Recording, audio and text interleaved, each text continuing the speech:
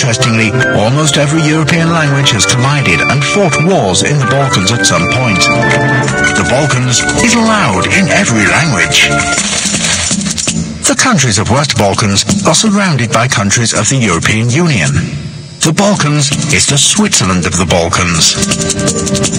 A global wave of illiberal democracies and general populism have been dragging Balkan states back into geopolitical darkness. Sometimes it looks like the Balkans is the only reason for geopolitics. The Balkans is looking for a way out. In the Balkans, it is easy to live in the past, but recent studies have shown that most people will live in the future. All this time, forward-thinking people from non-governmental organizations, human rights activists, and independent media, as well as artists, a large number of artists, have been refusing to accept Balkanized time and space. The Balkans is not just a stereotype. As an instrument of change, the European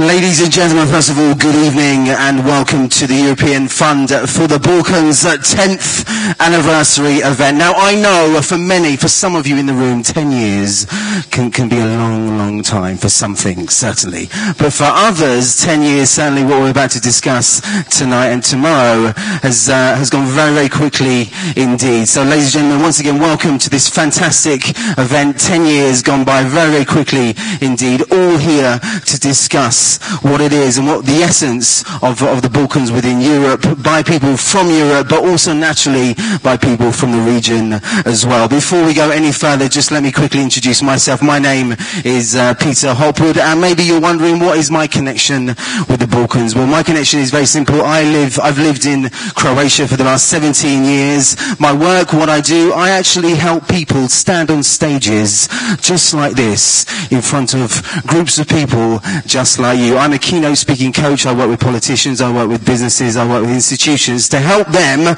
tell better stories. Now, over today, tonight and tomorrow, we're going to hear lots and lots of stories, lots of great stories that we can learn from, and ideas and insights as well. Ladies and gentlemen, before we go any further on to the next stage, let me just introduce to you a lady who's going to give you more of a flavour, more of an insight, an overview of literally why you're here and what this is all about. Ladies and gentlemen, please welcome to the stage the Executive Director of the European Fund for the Balkans, Ms. Hedvig Movai.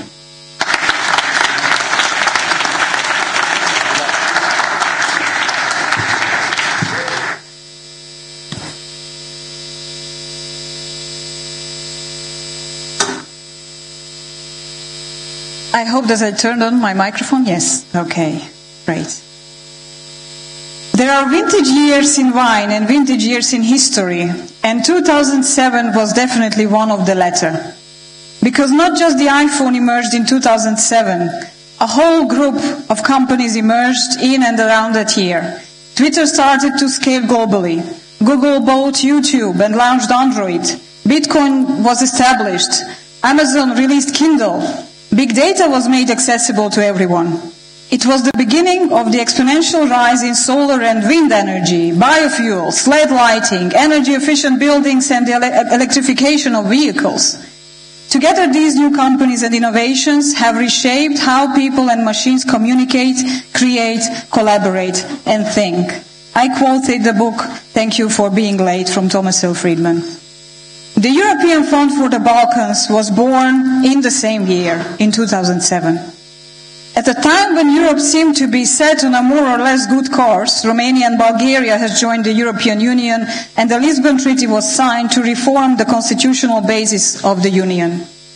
The Western Balkan countries at different stages of democratic consolidation were driven to implement the necessary reforms by the 2003 Thessaloniki summit promise of their European future. The EFB was created as a unique instrument to facilitate the Europeanization of the region in the sense of bringing it closer to the EU, to the alliance of nations built on an uncompromising commitment to peace, openness and democracy. Certainly not an easy task, but success seemed inevitable, and the founding principles of the EU appeared unshakable, solid and attractive. Now let's move fast forward to remind us what happened in the world in the meantime. The United States of America elected its first African-American president who campaigned for hope and change. However, very soon a credit crunch pushed the world into recession. Hope moved to the Middle East, but winter came too soon to most of the countries affected by the Arab Spring. Syria became a polygon for a proxy war involving numerous powers. Waves of refugees flooded European borders, causing a crisis that led to the rise of right-wing populism all over the continent. Ukraine was changed by the Maidan Revolution and then hit by conflicts in the east of the country. Russia annexed Crimea. The West introduced sanctions against Russia. The economic collapse in Greece threatened the collapse of the Eurozone. The first terrorist state in the world was established. David Cameron's tragic gambling on the EU referendum kick-started Great Britain's departure from the EU. In the US, a former reality TV star got elected as its 45th president. North Korea developed a rocket capable of reaching the US coast. And it turned out that Facebook sold our souls, or its data footprint if you want, to the devil. I could go on demonstrating how dramatically the world changed since we took on our task in the region of the Western Balkans. In the years that followed the launch of the fund, and especially since the global financial crisis hit the European Union, the state of play has begun to move in a direction where enlargement came under threat from the EU itself. The accession process became even more complex, not only extensive, with a tendency to produce ever more encompassing conditions that expand across policy areas, but also multi-layered. The EU perspective became only a perspective, without a clear vision about the actual accession for the remaining Western Balkan countries. In addition to the challenges of political and economic transformation, Albania, Bosnia and Herzegovina, Kosovo, Macedonia, Montenegro and Serbia remained weak states with dysfunctional institutions, notwithstanding the considerable diversity among them. Although the dynamics of the EU integration appear to have introduced a new phase of political relations in the region, ethno-nationalist rhetoric remains potent in its parts, while statehood continues to be contested and the number of bilateral and internal problems remain unresolved. While governments pledge their devotion to the EU and to their country's accession, a large number of informal economic and political elites continue to manipulate the ethno-nationalist mobilization for their own private economic interests and for the preservation of political power. There is a proven record of stagnation and backsliding in all key governance indicators across the countries of the region. The current situation can be best described as the consolidation of unconsolidated democracies. Moreover, with growing Russian, Turkish and other third-party influence, Europeanization in the Western Balkan countries is no longer the only game in town, with its alternatives posing serious security challenges for the states, the region and ultimately for the European Union itself.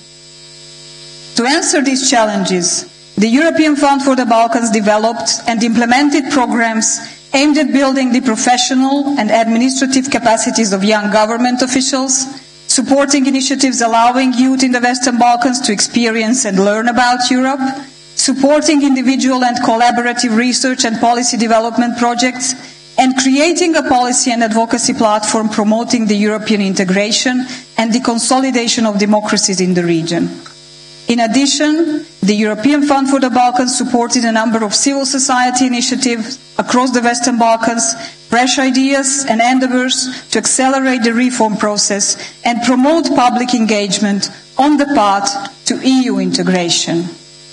These activities contributed to developing the European Fund for the Balkans as the first cross-cutting community and policy actor in the region. The European Fund for the Balkans of today is a non-governmental regional cooperation tool with a highly experienced knowledge network operating in a complex environment and constantly searching for innovative ways and tools for reaching its objectives.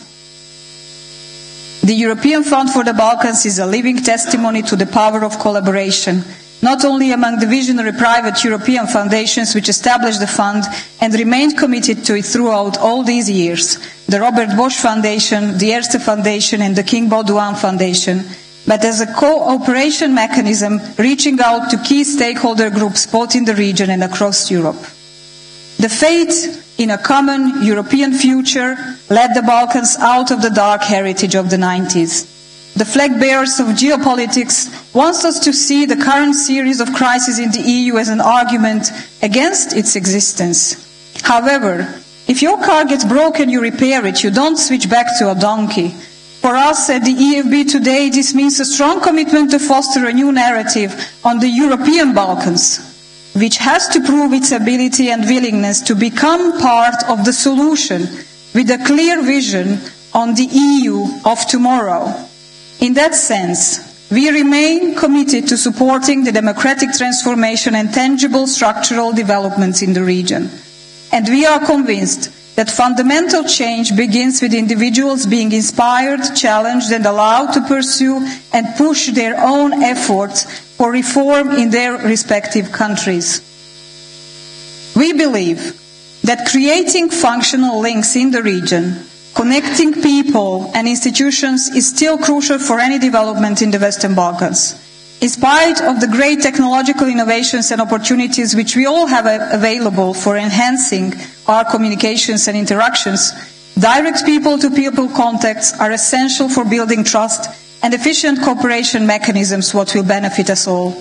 Therefore, we regret to still be faced with challenges as difficulties at our border crossings and unnecessary obstacles put by questionable political interests. One of our fellows and community members from Pristina, Florim Kanoli, could not join us for this event, exactly because of such obstacles, and we regret his absence. This year is considered as the year of opportunity for the Western Balkans. At the same time, it means a great responsibility both for the region and for the EU. In this context, the work of the European Fund for the Balkans is perhaps even more necessary for transforming the countries of the Western Balkans into prosperous and stable European democracies than it was in the context of the fund's inception. Here I wish to mention the names of the deserving individuals from the fund's closest circles who have personally contributed to its growth and success, many of them being with the fund for 10 years. Sandra Breka, Atje Drexler, Boris Marte, Franz Karprüle, Knut Neumeier, Filip Radunovic, Erhard Busek, Luc Taillard de Borms, Gary Traus, Fabrice de Kerkhoff, Mario Giovannini, Licoro Russo Perez, Natasha Smiljanic, Igor Bandovic, Branka Panic, Elena Petkovska-Đorđevska, Biljana Meškovska, Milena Stefanović, Jovana Jovanović, Ivana Rajlić, Ivana Perišić, Aleksandra Čurčić, Nusret Efendić, Nebojša Mule, Marko Drajić, and Ana Marjanović.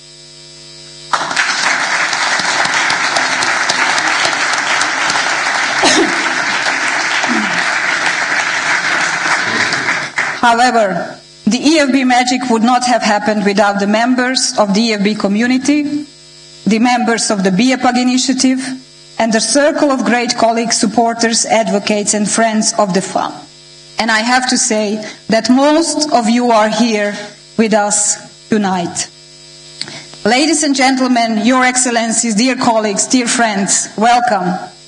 Besides our strong belief that the Balkans must become an active part in designing the future of Europe, we also believe that the region must catch up with the rapidly changing and reshaped world. That is the guiding idea behind this event. Our intention was to create an atmosphere where we can shake up the status quo in discussing the future, where misconceptions can be challenged, and where thinking without a box is encouraged. So let's take this journey together, starting here tonight. Thank you.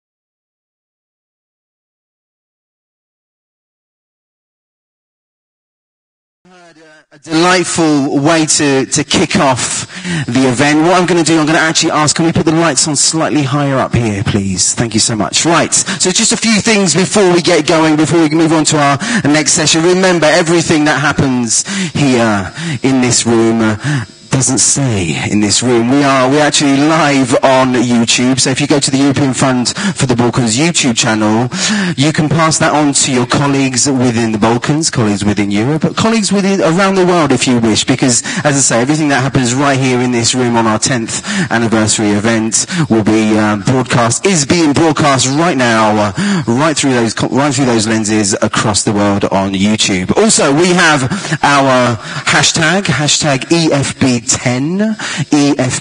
so across social media, please share away what you see, what you feel, the quotes, some sentences, golden nuggets, sentences that you hear that sound good, that you think, yeah, actually, that's a really good sentence, that's a quote that should be shared across. Share it, and then let others know exactly what's happening right here in this room here in Belgrade.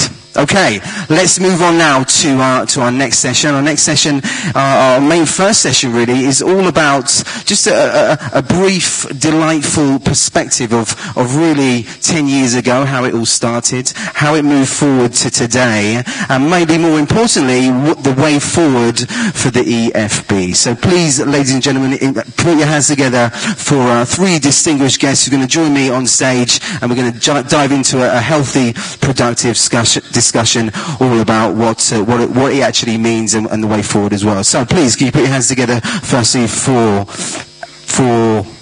the Robert Bosch Foundation, Atiye Dresler.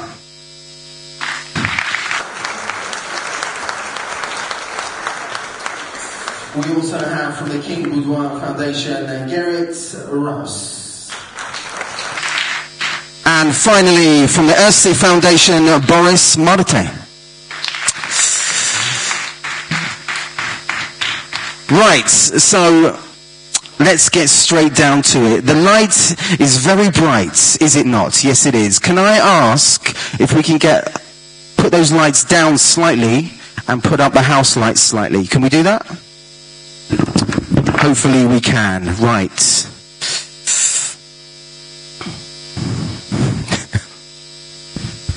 Yep. Thank you. Can we get the lights up slightly on the stage, slightly higher? I'm talking to myself, I think. Am I? Maybe. Okay, right. The first thing... Are we there? It's the chandelier, that beautiful chandelier. There we are. Right, so... Right, the first thing I'm going to say is, when I say to you the European Fund for the Balkans, and this is something that has been part of your professional lives for about 10 years now, so you've heard those words many, many, many times. When I say them to you, what are the first words, or let's say adjectives, that come to mind? If it doesn't have to be adjective. Doesn't have to be an adjective. Okay, the first word that comes to my mind is a community. The second is regional actor. Okay. The first one was the same, community. I mean, look around. This is very impressive. The second one, similar, bridgehead between the EU and this region. And the third one, we have at least one adjective, credible. Alcohol. No, Not kidding, but I mean, when I talk about EFB, I remember that we started off in Sarajevo 10 years ago, and my colleague in the foundation, he got completely drunk there.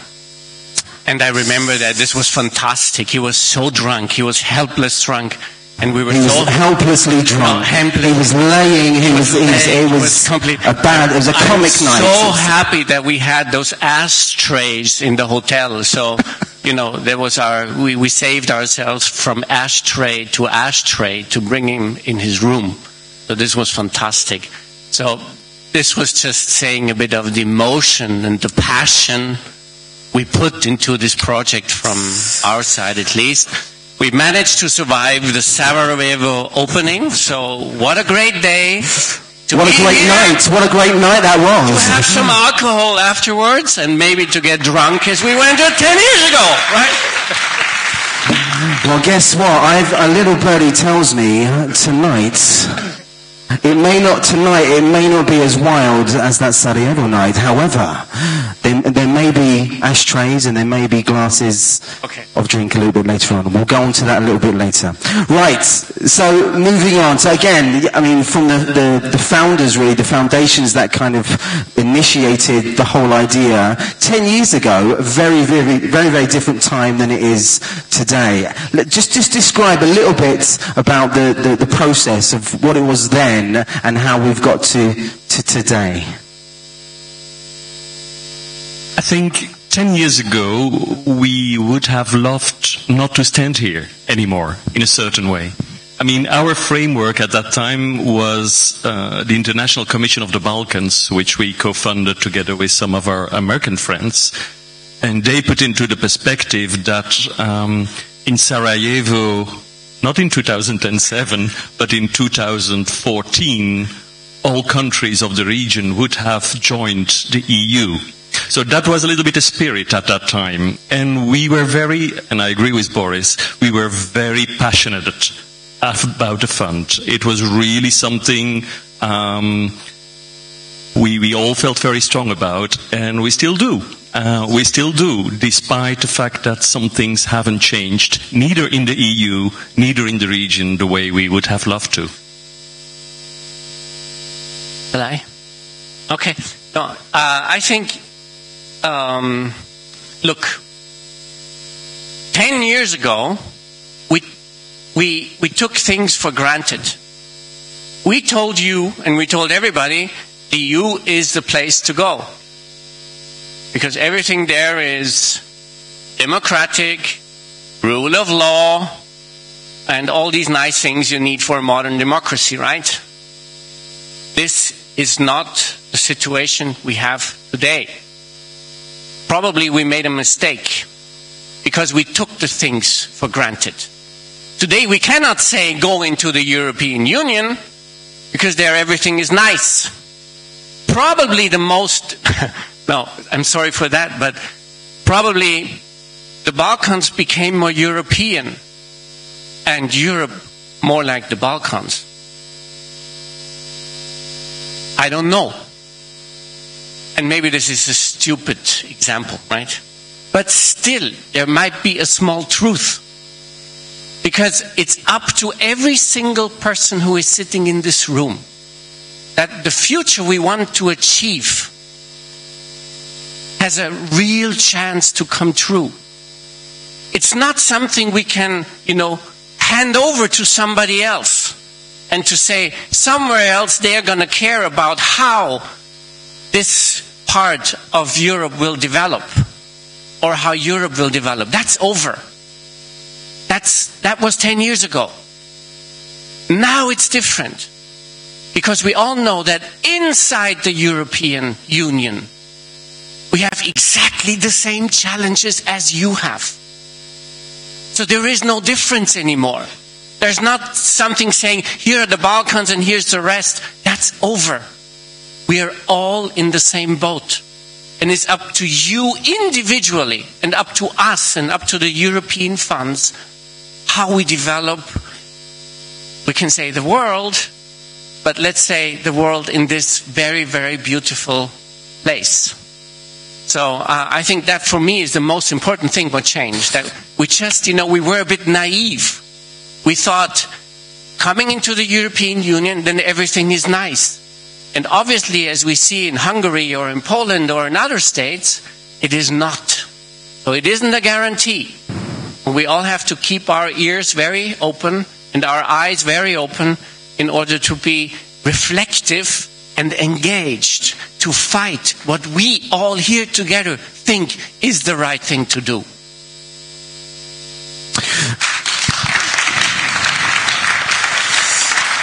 So at the beginning, I mentioned at the beginning 10 years, celebrating 10 years, and I said naturally for many of us that can go by very, very slowly indeed, but for others quite quickly when things are going well. If I ask you some of the highlights, many things I'm sure, ups and downs, lots of challenges, lots of things happening over 10 years, but if I say to you highlights, what are the things that kind of pop up in your mind that you can share with us? Apart from Sarajevo nights, having wild nights in Sarajevo. Well, that's always a highlight, but apart from that, I would say things like when Vicinities was launched, or when Vicinities became really, really popular, or the way the fund took up the challenge of the Berlin process and established itself as the one civil society actor being able to speak for the region. So this, for me, this is one of it's not a highlight as in a day. It's just an amazing achievement that I think we can be very proud of, that this has happened. I think many foundations don't have a lot of patience, and they want to move too quickly, and they want to change things overnight. I'm not talking politics here, but in strategies and things like that. I think one of the wise things the EFB has done, they stick to some of the projects that are there from the start, that are very powerful. Think and Link, the fellowship program, very good programs. And then when time has come, they changed and made it even better with BPAC. For me, it's very difficult to highlight some projects. I think it's an overall success because of its, not in all aspects, but because of its stability and its determination towards the goals. And despite a changing environment, the vision, and that's more the vision of the people in the staff than in the end the people maybe behind the scenes, has been the same in a certain way, and has been always to the same values and principles. And I admire them for that work. I think what was just great was that Robert Bosch from Germany, King Baudouin from Brussels, Belgium, Compagnia di San Paolo in the beginning from Italy, and Erste Foundation from small Austria, that those foundations came together to do a project together. There are not so many European projects of European foundations where they work together. For 10 years. For 10 years, right. And we still like each other. We're in a partnership for 10 years. In the same nights. Right. So this is something very special. But let me say something.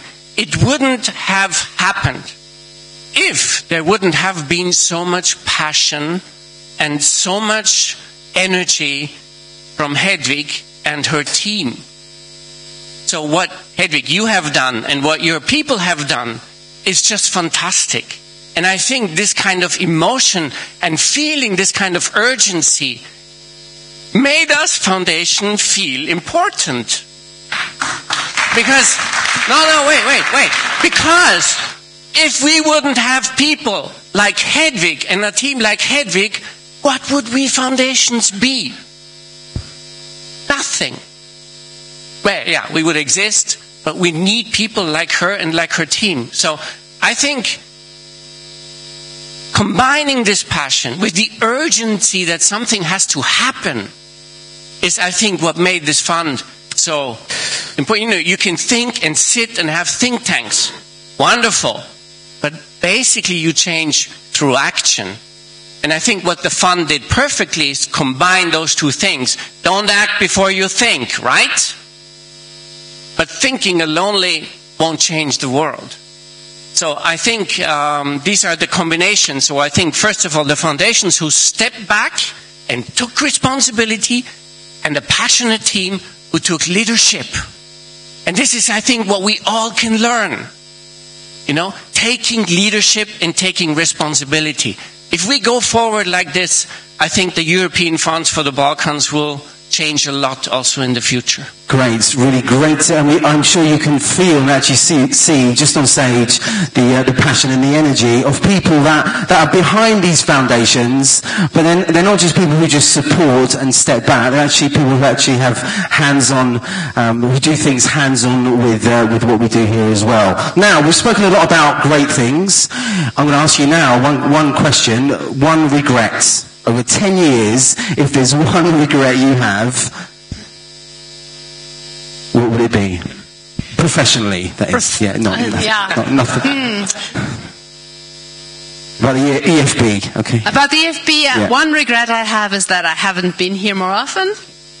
The other... Why is that? Why is that? It's not because of the wild nights. It's just when you actually get into the community, I know about it, but I am hardly ever able to be part of it or see it and experience it in person. But every time you have the chance, it really sort of inspires you again and makes you understand that the work you fund is relevant for a lot of people. So I missed out on a lot of the opportunities to sort of re-energize myself with this wonderful community. I think the other regret that I have is that we have lost our Italian colleagues. Not only for the food they brought into the meetings, but it's a pity that the company is no longer around, and I still dearly miss them. On the same line, I think the only regret is that we didn't succeed in enlarging the ring of funders. I mean, it's good to be together for 10 years. It's really good, and it's rare. But we would have loved that more other funders would have stepped in. Because the EFB deserves more money than it gets from us. Okay. Is there a funder here? No, I completely agree. So I think, you know, there's so much at stake in this fund, and there's so much at stake in this region, because we see, and all of us see, we observe some developments also here in this region we absolutely don't like. So we need power. And for this power, we have to create this kind of counter-narrative that we're ready. Some people in this region, like some people in Europe too, start to play really a dirty game. Are we prepared for that? And I think we have to ask this question. Would we found the European funds for the Balkans in the same way as we funded it 10 years ago? You have to give the answer. Okay, and really now for the last couple of questions. If we look, so you mentioned earlier on that you shouldn't really be here after 10 years, but if we look into the future, jump into the future, into 10 years' time, all of us, 10 years wiser, 10 years older, 10 years more of the EFB, where would you see, if we were talking again in 10 years' time right here, right now, what would we be talking about? Yeah. Talking about the celebration of how the countries of the Western Balkans joined the European Union and refreshed it. So I'm quite visionary here. I don't know whether this is going to happen, but this would be a lovely party. Celebrating also in our words that we're not talking about the Balkans here and Europe there, which we still tend to do, even tonight. But talk about this as a whole. And not only talk about it in that way, but really feel it. It's one. It is not something where you add the Balkans somewhere down there, you know, right inside. But an integral part of Europe, and everybody understands it that way. Not only here. So maybe we would need another fund again to explain, or some other work, that the Balkans actually are part of Europe to those that don't believe it, which are quite many. Where you are around, so where people deal with enlargement professionals. So maybe there's a point to that as well, and I hope that we would overcome this. There's Europe and there's the Balkans Okay.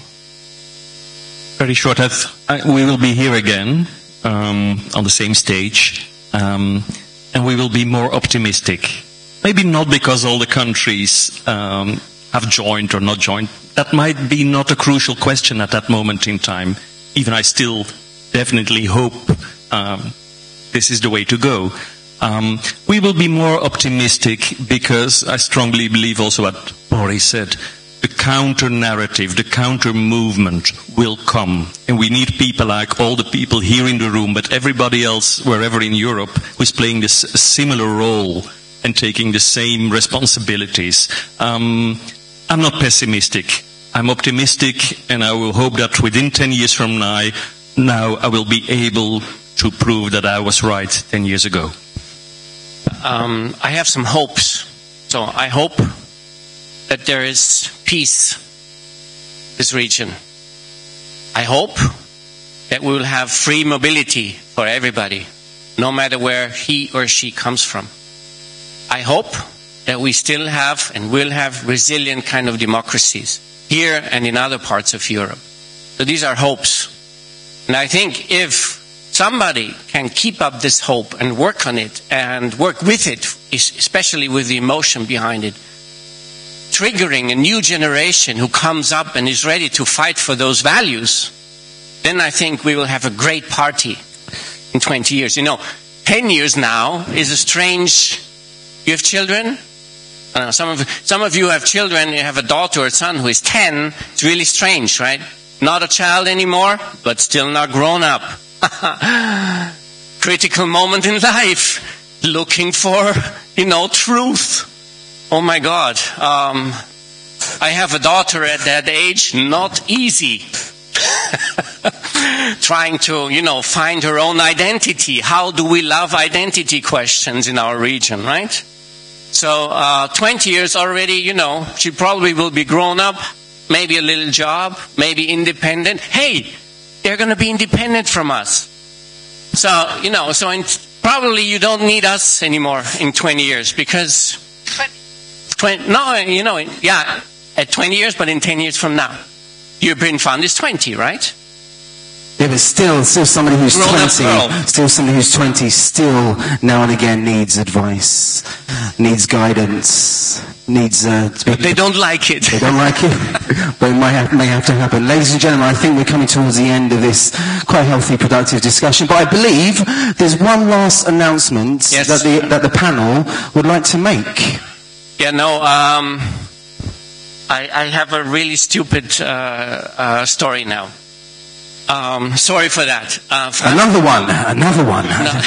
Franz Karl. We've only got a couple of minutes. My colleague Franz Karl and myself, we sat today at the airport in Vienna, and we thought about what to say here on this stage. Well, what do you mean? Well, and then I observed an Asiatic cleaning lady running a big cleaning machine, right? So a huge machine on the airport, and she did it wonderful. She went, to have less air resistance. She went like this when she had to go fast, She took every little corner. She was everywhere. She was happy. She was saying hello to the, to the passengers. She was proud sitting there, with her breast on this huge machine. She could show the world that she is somebody. And then I thought, oh yeah. This is a nice picture for Hedwig. She's like Hedwig. Hedwig is also sitting on some kind of machine. She's proud to be there. She's always there. She goes, she's a bit of, pushy. She attacks you when you are in the wrong. She looks at every corner. She takes care of the people. She also bows down when there is air coming against her. So I thought that's a very good example. And then Franz Karl said to me, you know what, Boris? And I said, what, Franz Karl? He said, I really like people who love their job. This is great. So, as I said in the beginning, we wouldn't have been half as successful as Fund if there wouldn't have been Hedwig and her team. So, Hedwig, what you have managed, I think is history. And I think everybody who is sitting here in the front row, Erhard, Hannes, Ivan, sorry, I know you all, but and even, foreign minister from Macedonia, everybody who is sitting here in the first row, Hedvig, probably would say the same. You made with your fund history. And all what we can do now is that we really thank you what you have achieved. We do it now with little flowers, but there will be a surprise coming up during the party. So be prepared for that. Thank you very much. Applause to Hedvig.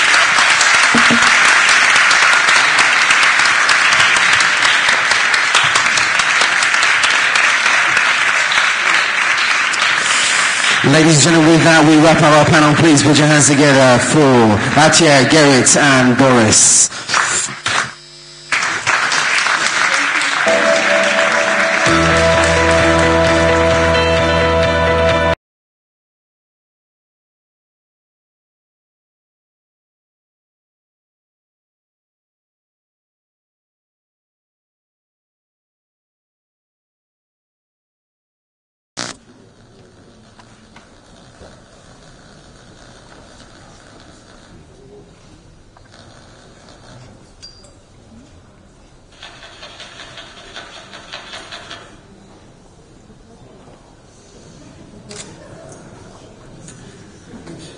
Ladies, it's worth the wait. It's actually worth the wait. But Ladies and gentlemen, we're now very delighted and honoured to have our next speaker on stage to share with you his insights in really what is quite an amazing, as we've already heard, an amazing idea indeed. Please welcome to the stage the Minister of Foreign Affairs of the Republic of Macedonia, Mr. Nikola Dimitrov.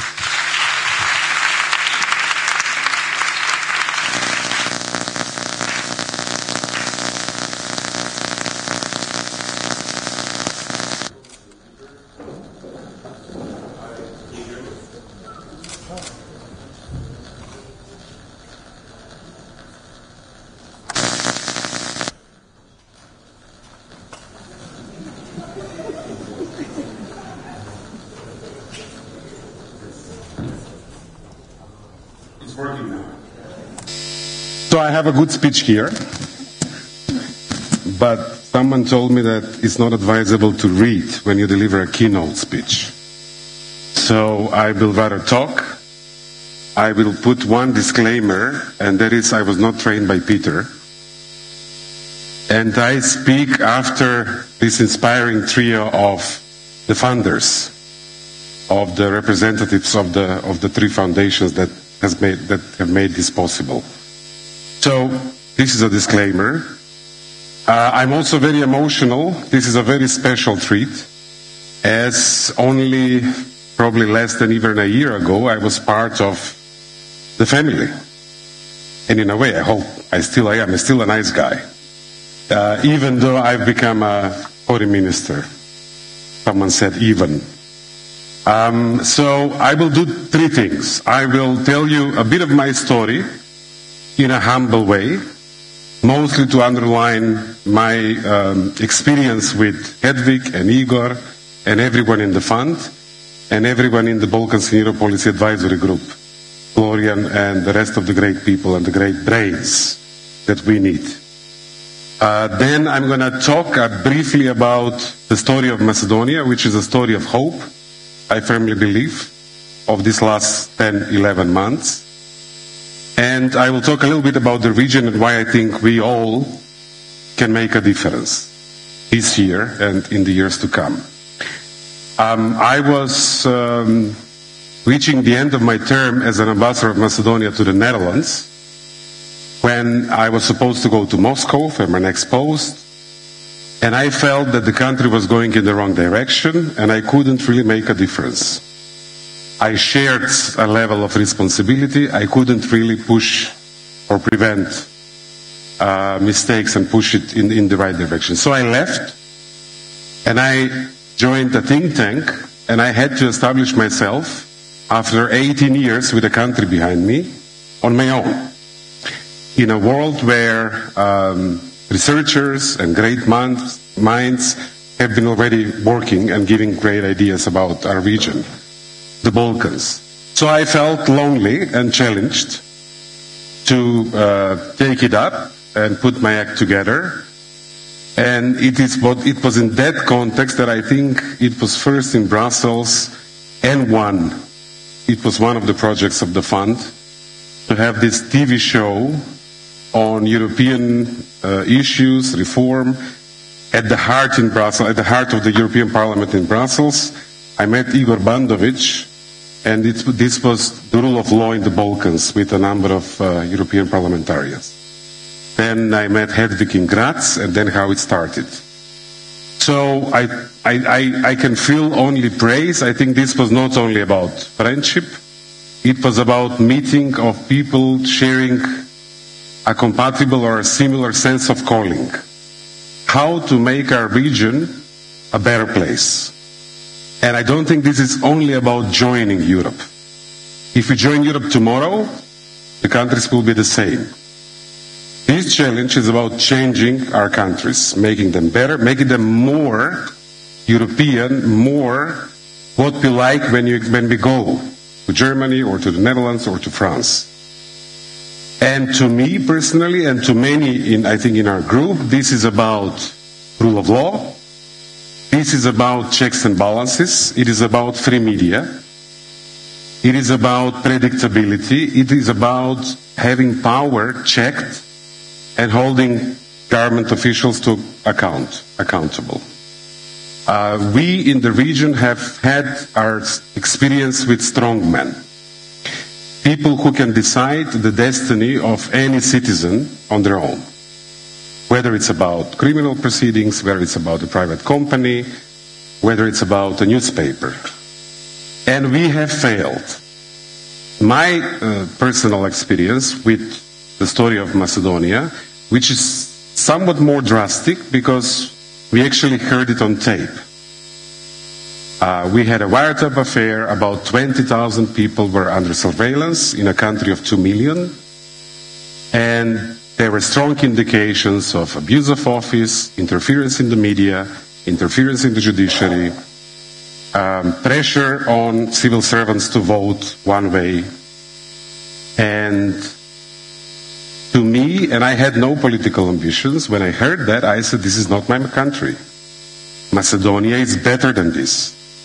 And what we had is a crisis of institutions that failed to react to the wrongdoing that we have all heard on tape. All of us, the citizens in the country. The result of 2.5 years of back and forth and political mobilization that was across political and ethnic lines is that we proved that actually Macedonia is better than that. And that our society is more resilient than our institutions. And that is why the biggest promise of his government is to build institutions, make them stronger, make sure that we have such system in place that no future abuse, regardless of whoever is in power, will be possible. We are doing our share of mistakes. One thing I've also learned in the crisis is that sincerity is important. In a country where Europe has the weakest leverage, because we've been blocked politically over an issue that is not exactly the Copenhagen criteria, Pribe, who was commissioned by, whose name is now, he is as famous and popular in the country as a Hollywood movie star. He is a German retired rule of law expert from the European Commission. He gathered a team, went in, had interviews, and produced a report. This report made a huge difference because it was bold. It called a spade, it was honest. And one of the lessons, I think, for all of us in our country is we need to be sincere. So I don't think we are ideal. I think we have a very genuine hunger to make it. When Macedonia got independent, I was 18. I am 45 today. And this is the last chance for my generation to give a decent start for the next one. So I feel after our share of mistakes, injustices, we like to be a victim in our region. We like to put the blame for our own issues to others, be it neighbors, be it Brussels, no one really likes us. It's in our hands. No one said building a European democracy will be easy. It's definitely in our hands. And I really think it starts with a genuine desire. And I was so happy a few days ago. Tomorrow I can't wait to read the European Commission report. And I hope that we're going to have a clean recommendation. The report of a house that is usually honest, the Freedom House. They measure democracy, they measure the freedom of the media. They said in their latest few days ago, Nations in Transit, that Macedonia was the biggest chance for a democratic breakthrough in Europe. And they went on to say that the country is small, but the opportunity is big. And that really sort of doubled my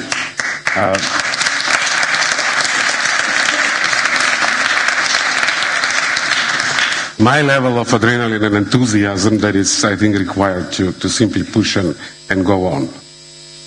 So now a bit about the region. Maybe last point on Macedonia. What we have managed to do is halt a negative dynamic. Us in the country, the Europeans, the Americans. It's really important now to achieve success. Because the trouble with trouble is it spreads if it's not attended. And I think once there is a potential for success, we have to make it.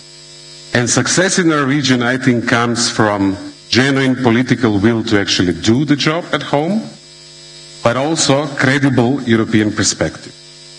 And in between those two, we need a sincere relationship. There is a mistake, say it. There is something good, praise it. I think that's really important, and the Commission, with the latest strategy, is moving in that direction. Last few words about our region, as I think we are here in a very important country for our region, in Serbia. We have a sense of urgency that we really need to move our region forward. We live in a world where no one really knows what will happen tomorrow. All the framework of doing international relations and resolving problems that we used to take for granted since the Second World War is now somewhat shaky. It's unpredictable. Europe, our continent, is busy. Soul-searching. Some countries were mentioned. I don't have the freedom to mention countries anymore, but I got your point. Brexit, the migration crisis, and all this debate about the future of Europe. And I love the idea of the airport, the departure hall and the boarding room here. I usually use the analogy of the train. We're trying to catch a moving train. And it's really high time to start resolving problems in a brave way, facing reality, and work together on our future. It's impossible for Macedonia to be a happy place, a successful, stable European democracy, if Serbia is not exactly the same. It's impossible to have a region if we every once in a while doubt the future or the functionality of Bosnia and Herzegovina. We are in this boat, and I think the sooner we realize that, the easier it's going to be to resolve our problems. And the easier it's going to be to show and prove to our European friends that we are part of them. And I'd like to thank the funders. You're important. Please continue what you do. Hedvig and the team for putting reason and pragmatism and sometimes sanity in terms of our discussions on the current state of play in the Balkans and our future. I'd like to praise all of those government officials who are, I think, here, who have been part of the fellowship, although the BPAC members, let's say, last point, one of my more vivid memories is the Declaration on Bilateral Disputes that BPAC promoted and drafted, that was signed by the 6 foreign ministers of the Balkans at the Vienna summit, the second edition of the Berlin process. It's important to resolve these bilateral disputes. Europe itself started as a mechanism, as an idea to resolve a dispute and reconcile France and Germany. And let's use this process to do that. I think this is the most important fight for our generation. I think if we all do what we can make a difference. This is really doable. And we in Macedonia, no one really, I don't know who would bet on the democratic opposition when the crisis started. Very few. We actually managed to pull a small miracle. Now we have a huge responsibility, we have huge expectations, and we have to tackle them with sincerity. But I think change for the better is possible, and the time to change our region for the better is now. Thank you so much, and congratulations for the 10th birthday.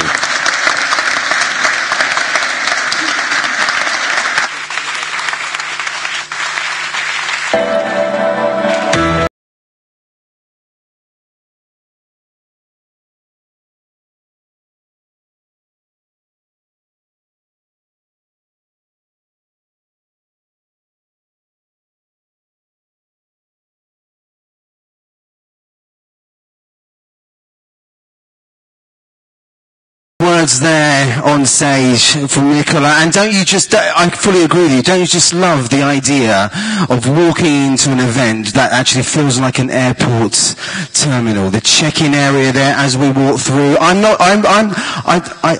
It's very true. I saw 2 people as they walked through take off their shoes, take off their belts, take their money out, put it on the side, and waiting for that to beep as they went through, thinking it's a real terminal. Anyway, we move forward onto something quite special indeed. Over today, tomorrow as well.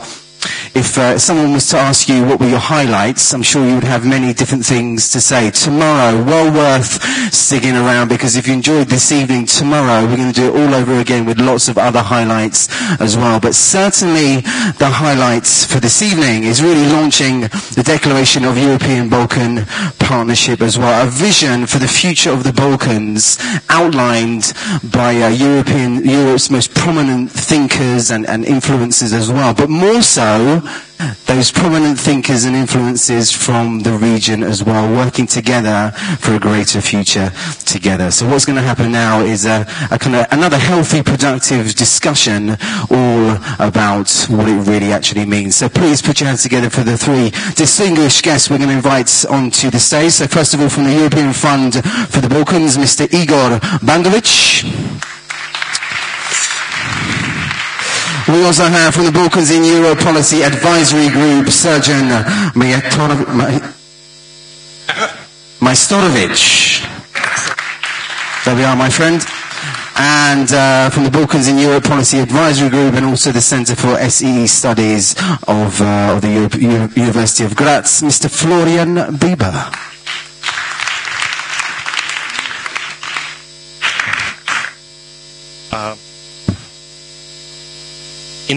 In order to mark 2018 as a decade since the founding of European Fund for the Balkans, we have undertaken a wide and in-depth consultation process with the various stakeholders in the region and the key EU member states in order to draft the Declaration of European Balkan Partnership. A document designed the spark of the EU enlargement process and democratic transformation of the Western Balkans countries, a set of concrete projects rounded up in the accompanying policy. Dear friends, I'm thrilled to stand before you tonight and to report on our work regarding the new policy initiative coming out of the kitchen of the EAB and the BIEPAG, European Balkans Partnership Agenda, consisting of 2 new policy documents, Declaration and the Policy Brief of a new European Balkan Partnership. Building on the 10 years of intensive work in the region and in European Union member states, working with the think tanks, civil society organizations, public administration, policy analysts, and following up on the International Commission on the Balkans visionary document from 2005, we think that these documents, which are to be presented today, are building blocks of the new alliance and the steps which needs to be undertaken now. That Balkans Commission report described a famous scene of half-ruined post office at the beginning of Sarajevo, with 3 items of graffiti written on its wall. The first one stated, "This is Serbia." The second one, "This is Bosnia." And someone scrolled underneath, "No idiots, the post office." Well, guess what? That post office has been repaired and bought by the foreign telecommunications company. Yes, things have changed in the region. We can no longer look at the region like the peace accords were signed yesterday, because they were signed 20 years ago. In addition, there will be not much hope for the Balkans if it keeps following conventional policies, listening to trivial advices, and the lofty speeches. There is a need for a new brave thinking. It should overcome evident crisis of strategic imagination, both here, in the region, and in the EU. The main mention of the region requires the construction of a common European vision and the emergence of European debate. Our agenda is an attempt to formulate such a vision, and the partnership we are offering is in the heart of this. Europe needs to recognize the importance of the Balkans to the future of the European project as a whole. Until now, the region has been perceived in terms of the risks. The idea of this initiative is to reformulate the debate on the future in terms of. The major assumption behind the initiative is that European integration really needs ideology. The integration of the Western Europe was not so much the result of pragmatic calculation as of the intellectual and moral effort to discover European identity in the ashes of the Auschwitz. The European integration of the Balkans will remain half-hearted. It remains only bureaucratic process.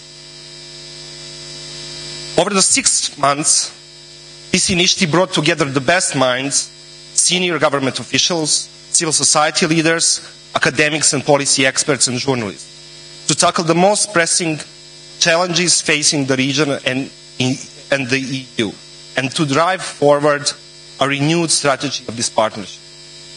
They came together in informal consultations, meetings, discussions in Brussels, in the region, and in the key member states, providing important insight into the hopes, concerns, expectations, limits we are facing today. As important were reality checks which curbed and sometimes almost kill our enthusiasm over this project. Reflecting our own bet on the people of the region and taking the wise advices from the senior European champions, this initiative intentionally adopted a bias on drawing on the next generation of leaders and experts, both in the region and in the European Union, to ground the initiative in a forward-thinking strategic perspective. This initiative has been a full team effort of the Balkans and Europe Policy Advisory Group and its members. I want to congratulate them on the amazing work that they did. Especially, I would like to thank Srđan Majstorović for serving as a lead rapporteur and coordinator for both the declaration and the brief, Florian Bieber for his guidance of our group in this initiative, and especially for the last year's work editing landmark study on stabilitocracy, which has become the most quoted new coined word explaining state of affairs in the Balkans.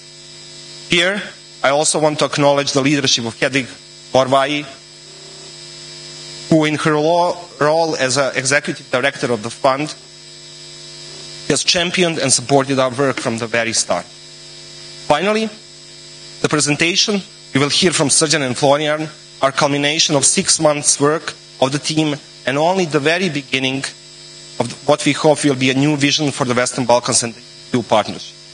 To all of you, our dearest community, guests, friends, we would like to offer you to sign the declaration, and we would be honored if you endorse it, because we will be able then to send a strong message regarding the future of the Western Balkans within the EU. The declaration is open for signing as of now. to all those individuals and organizations who support ideas promoted, and we will be followed by the serious events in the EU member states, in the region, and of course in Brussels. This policy brief and the declaration serve as a programmatic guidance for the EIB future endeavors. Thank you very much.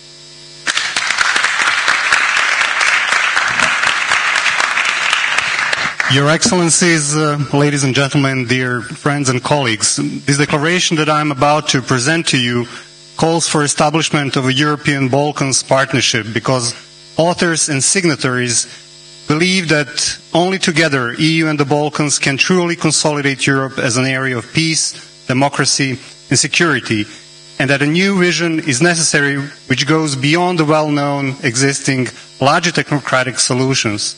There is a need to reimagine the region as firmly embedded in the EU. In the past 10 years, European Union and the Western Balkans have changed significantly as they have undergone various crises. 10 years later, the Balkans are back on the European agenda, bringing the possibility of more sincere relations and new partnership. The EU has recently realized that the need of revitalizing reforms and completing the Union in the Western Balkans. At this moment, some Western Balkan countries have made formal progress towards the EU membership, while others are still lagging. The full democratic transformation of the region does still await its completion.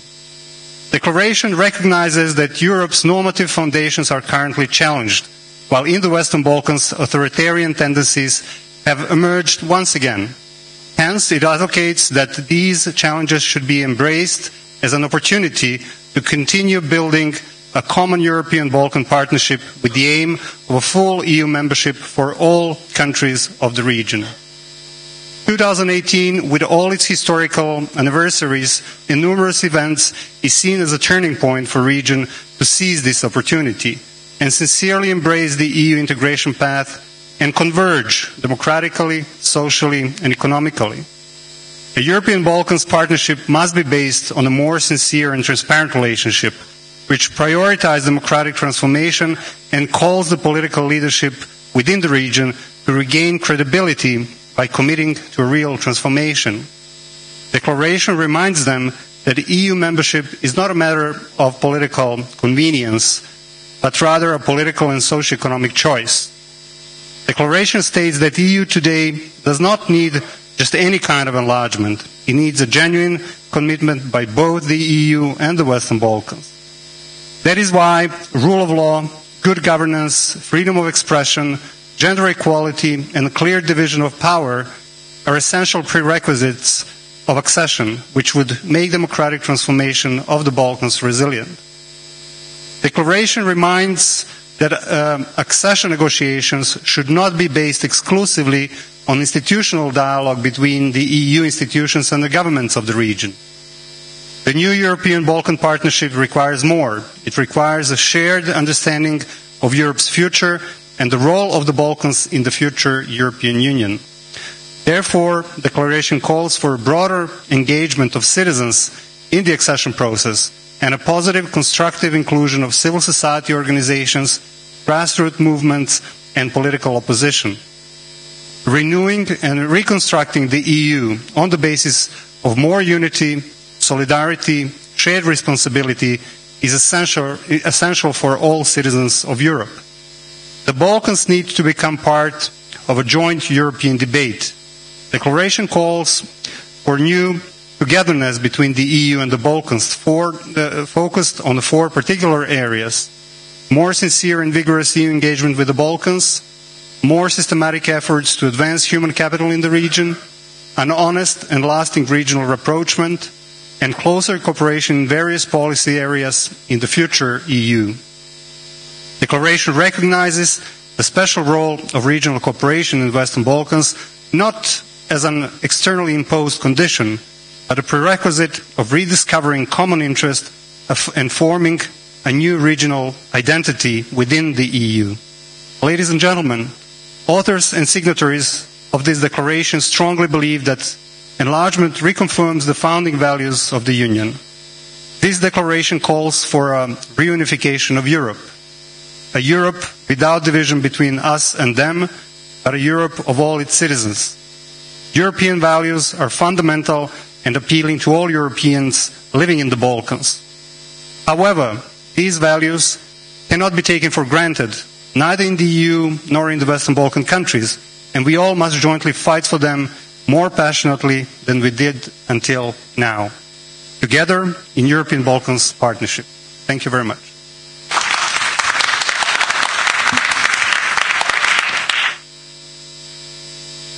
When the Balkans in Europe Policy Advisory Group began our work 4 years ago, and we discussed ideas how to analyze the problems of the region, we were often told that business as usual is fine, business as usual is delivering. And we were quite critical, and we are, in our discussions, we have many different opinions and different ideas and voices, but we were all thinking that business as usual is not delivering. It is not working. And we say it so very clearly in numerous documents over the years. And the recent kind of atmosphere has been recognizing, indeed, we need new tunes. We need new approaches to deal with this issue, as we've already heard earlier, of how to bring the Western Balkans, the Balkans, into the European Union. But we argue that this is not just a matter of changing the tune, but it's actually more so. It's in a certain way requiring a more comprehensive recomposition of this process.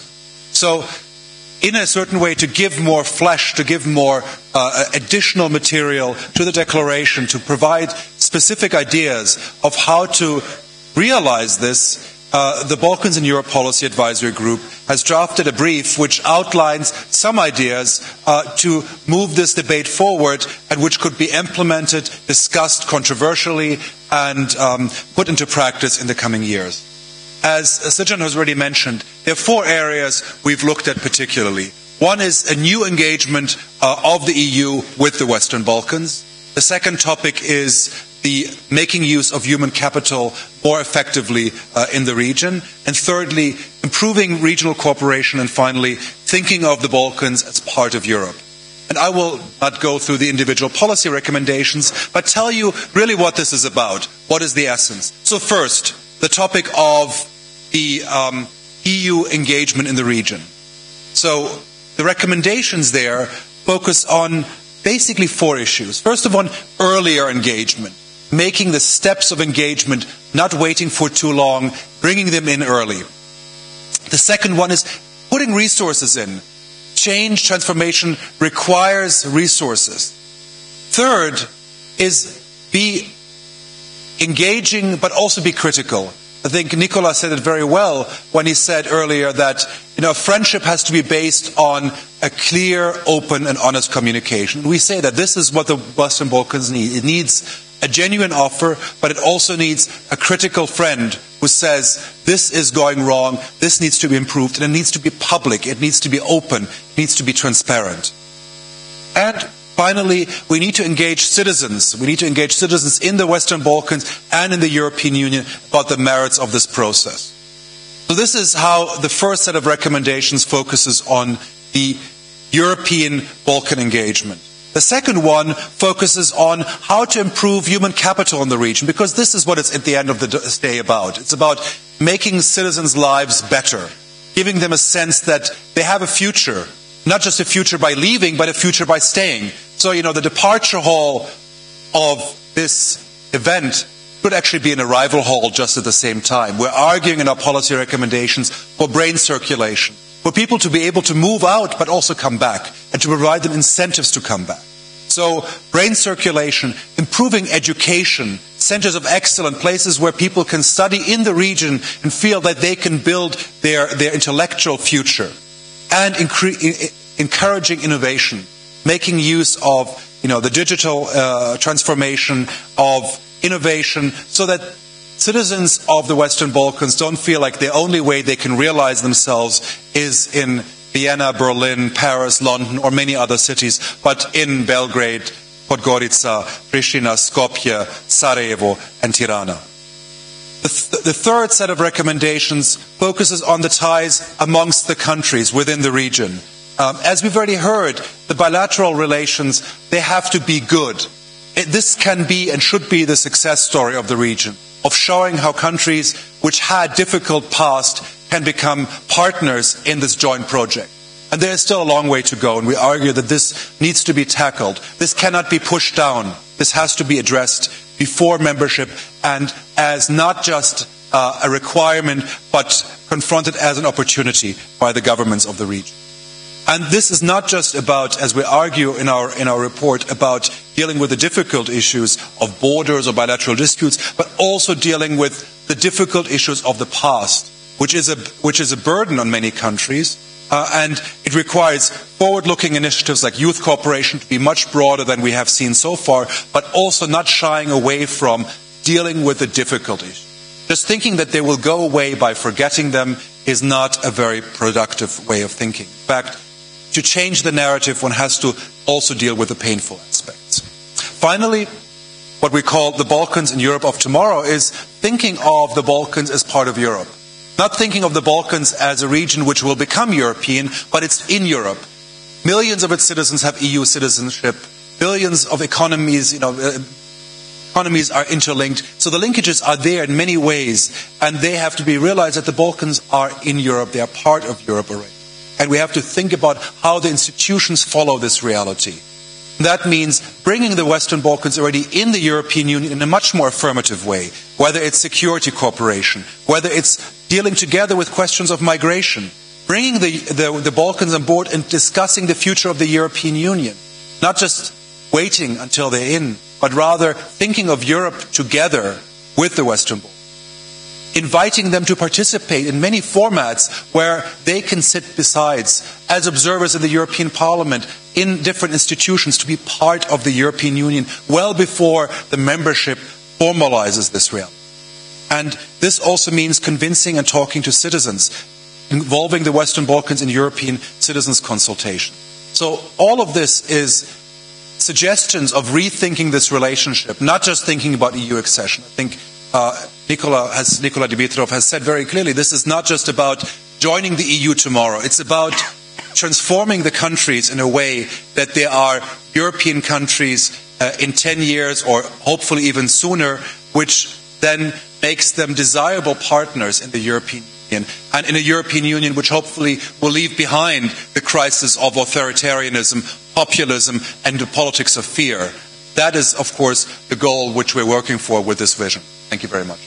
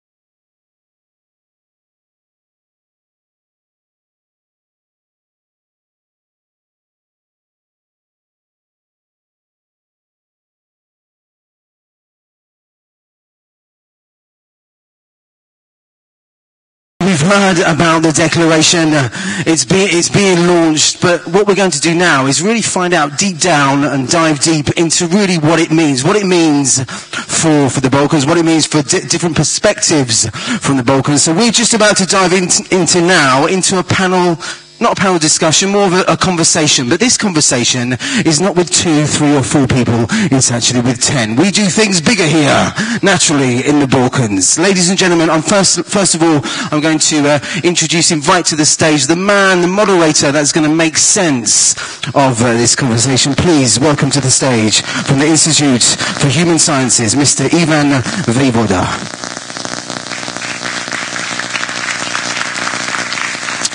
Take a seat, or you can stand. You've got 11 to choose from. Take your pick.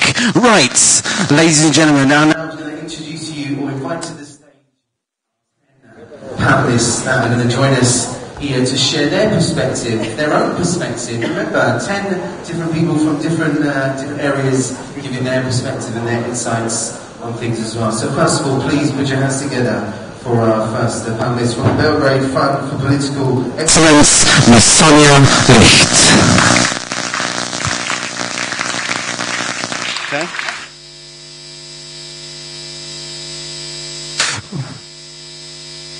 We also have the founder and the Vice Chancellor of Austria, Mr. Edward Busek.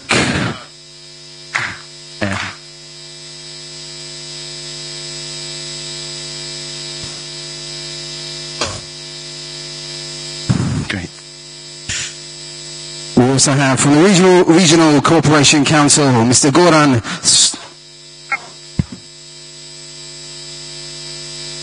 Sit there. Right. We have Mr. Goran Sviljanovic. From the Albanian Media Institute, Remzi Lazi. Also from the Open Society of the European Policy Institute, Sergeant Svijic. From the Bled Strategic Forum, Mr. Peter Guk. From a member of the Croatian Parliament, Ms. Vesna Pusic.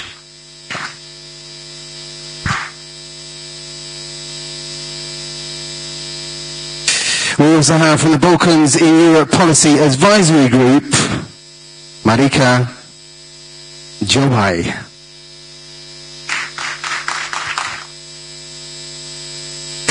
And from the European Stability Initiative, Christoph Bender.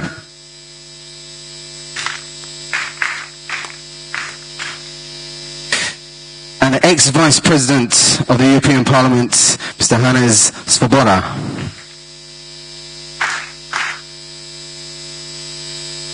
And I believe we have everybody we need for this panel. Over to you.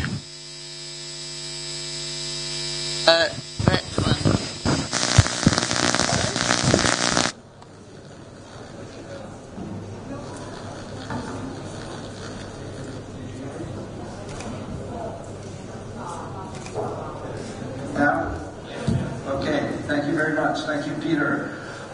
This is the final stretch of the formal part of the evening, and as the cliche goes, we stand between you and the party after this. So we will try and make this punchy and lively, and as Peter said, a conversation. We have a bit of a mission impossible. We have 1 hour and 10 distinguished friends, renowned members of this group that has been working on this region for many years. And we are going to discuss both the declaration and the situation in the region. I have told our panelists in previous conversation that we will try and keep their interventions as short, concise, and concrete as possible.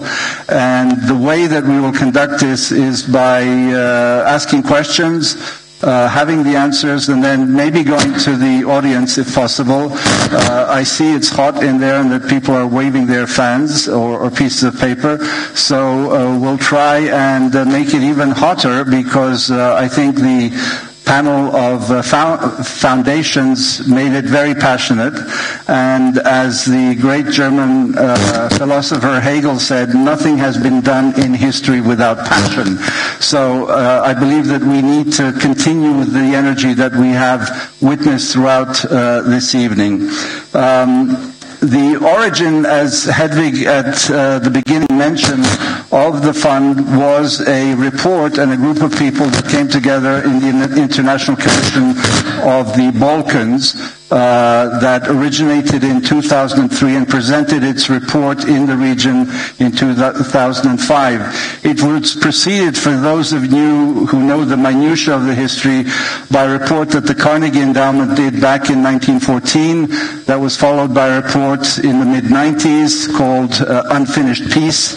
And this one was produced by a group of distinguished people. The only member whom we have who was member of that commission is Mr. Goran Svilanovic, former foreign minister. And it was actually written by our colleague and friend Ivan Krastev and Vesela Cherneva, who is here in the audience and who will speak tomorrow. As was mentioned, the hopes were high at that moment in 2005 when the report was presented, and Giuliano Amato, who presided that commission, in his introduction said he hoped this was going to be the last commission on the Balkans. In the meantime, of course, we've had the Thessaloniki summit and now the European strategy. I won't go further into any more words because we want to hear from our panelists, and I will start with Madam Vesna Pusic, who was Foreign Minister of Croatia, politician and professor of sociology in her earlier life, an old friend of many of us. Vesna, you come from the newest member of the European Union. You have been on all sides of these activities, civil society, politics, academia, research, and it would be interesting for you to tell us what is your view of the situation, and in particular on regional cooperation. How is it that the European Union views the situation at this moment, now that you're in opposition again and a member of parliament? Thank you. Good evening. Things are not what they seem to be. In other words, Croatia is a country that does belong to the Western Balkans, in my opinion, but it's happened to be also a member of the European Union. And I would say that things have changed dramatically even since we joined, which was in 2013. In terms of expectations from both sides, from the candidates and aspiring members and from the European Union. The enthusiasm has died down. But I would say that also the instruments, the hierarchy of objectives for countries of our region have changed. In other words, we cannot, and I strongly recommend from our Croatia's experience, do not view the European Union as some ideal place out there, or as some place out there, ideal or not, that you're going to join. It is, European Union at this moment, from my experience, is a kind of unfinished business. It's waiting for new energy, it's waiting for new objectives, it's waiting for new enthusiasm, and it's going to give you, as it gave us, it's going to give everybody a chance, but it's not going to be the answer to your problems. The answer to our problems are right here.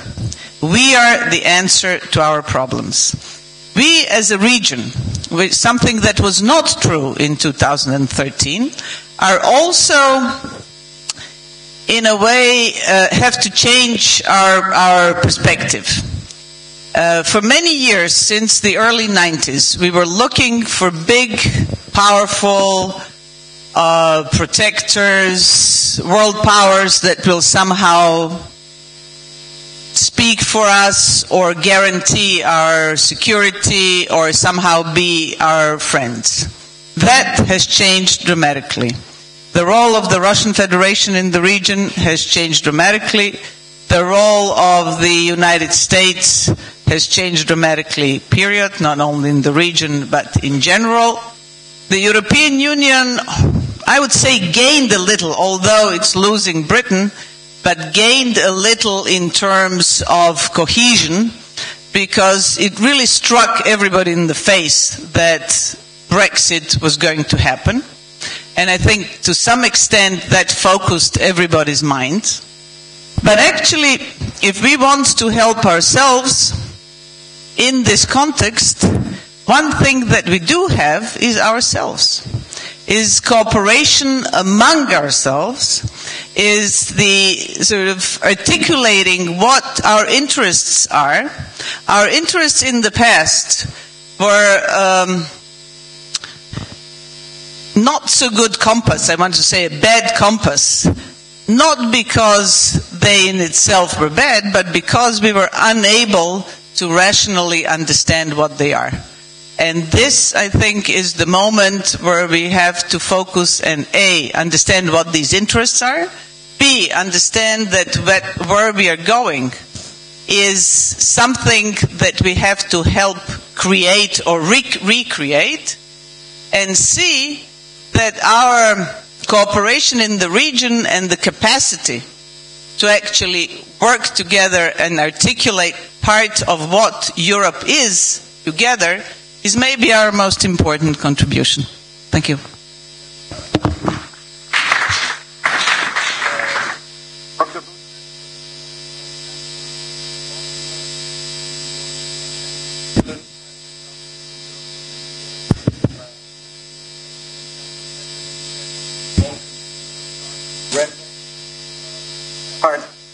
How do you current had for so long? Is there a possibility now that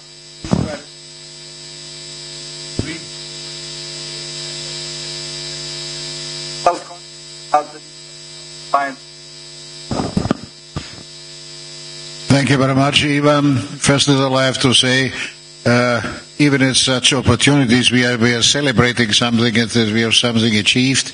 I think at the same time we are considering that a lot of things have to be done, that we are achieving what we really want. I think this we have to think in parallel always. Are we really satisfied? May I say what was achieved, and we have to do positive remarks. It was achieved that the engagement concerning Southeast Europe, I don't like the expression Western Balkans. Southeast Europe was more and more overtaken by the Europeans. Before the Stability Pact, I was installed by the State Department of the United States as a chief coordinator of the Southeast European Cooperative Initiative. It was an American initiative where the European Union was not really incorporated. Was even a little bit on a distance, because they said, what are the Americans do here in the Balkans? But on the other side, in this time, the European Union or the European Community, as it was, did nothing here really, besides the fact being critically. I think it was achieved that the Europeans have now the responsibility. Positive side, critical side, I think it could be more. Thanks to Angela Merkel and the Berlin process, it was a kind of reawakening that something has to be done. Besides the governments and foreign politics and internal affairs of the European Union, it was a kind of awakening in the direction of the civil society, which is not yet done. I think you have to look more and more, especially to the development of the civil society in the region, but also concerning the activity. What was else achieved? I think a definition of a lot of problems, starting from the economic situation, business situation, infrastructure, and so on and so on. A lot of activities were really founded. Here's a job that naturally cannot be done and cannot be finished. I think some fields were not really focused. I was always very critical, by all my love to the European Union, that we were hindered to do something on education. Education is extremely important. I have my deep respect to the European Fund of the Balkans, that they are doing training for the staff, for the administration, and they're also supporting the Center of Advanced Studies in Rijeka. That's for sure necessary, because things have to be changed by education. That's really important. That's a positive side. It is also the positive side that step by step regional ownership was found. That was also not existing. Everything was done from outside, but step by step the different governments have overtaken, and so the institutions of the societies in the different countries have to do it more totally as they are doing now. Here I want to urge that more can be done on this regional ownership. The way to the Regional Cooperation Council was the first direct step to regional ownership, and it is quite necessary to develop it even more. Because there's one tendency, and I don't want to blame the countries of Southeast Europe, that every country is looking to itself, because these are everybody doing. America first, Italy first, and so on, you know it. But I think common sense has to be developed, because otherwise we have no chance to proceed so on. I think what might be necessary is to look more a little bit outside the region, because the Balkans, Southeast Europe, or whatever you want to say, is a very important link between the main parts of Europe and for sure the Near East and the eastern part of the Mediterranean Sea. Here we have the critical situation, here we have the problems with migration, and not necessary to tell it to you. I think in this direction we have to do even more as it was happened. My congratulations to Hedwig Marwey and to the whole staff, because they are moving very much in this direction. But we need higher intention spans, because I'm running around in Europe and discussing the situation here, especially in Southeast Europe. Sometimes I'm shocked that we are missing real knowledge about this, what is happening here in the region, and therefore there could be more involvement as this is now. But in general I'm optimistic, because we have no alternative. If we are not doing so, and hopefully I'm not predicting something, it might happen that Europe is forgetting itself. Because don't forget, we are only 7% of the global population. We are still a little bit more of 20% of the economic capacity. But all these figures are really shrinking. And so far I think we have to do something to underline the importance of Europe, which has to be done, especially here in Southeast Europe. Thank you very much, Dr. Busek. I'd like to ask Sonja Licht, who's really been one of the most engaged civic activists for, we won't mention the number of years. Sonja, how relevant, there's a lot of talk about citizens, and I think we all agree about that, the voice from below, civil society. How do you consider the strength of that voice in this time, and can it really push and pressure and make elected officials accountable, so that we actually see this strategy of bringing rule of law and checks and balances to our societies?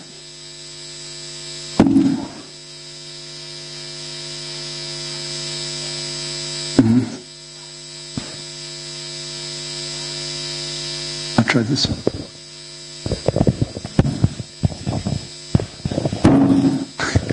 Technology is a fantastic thing.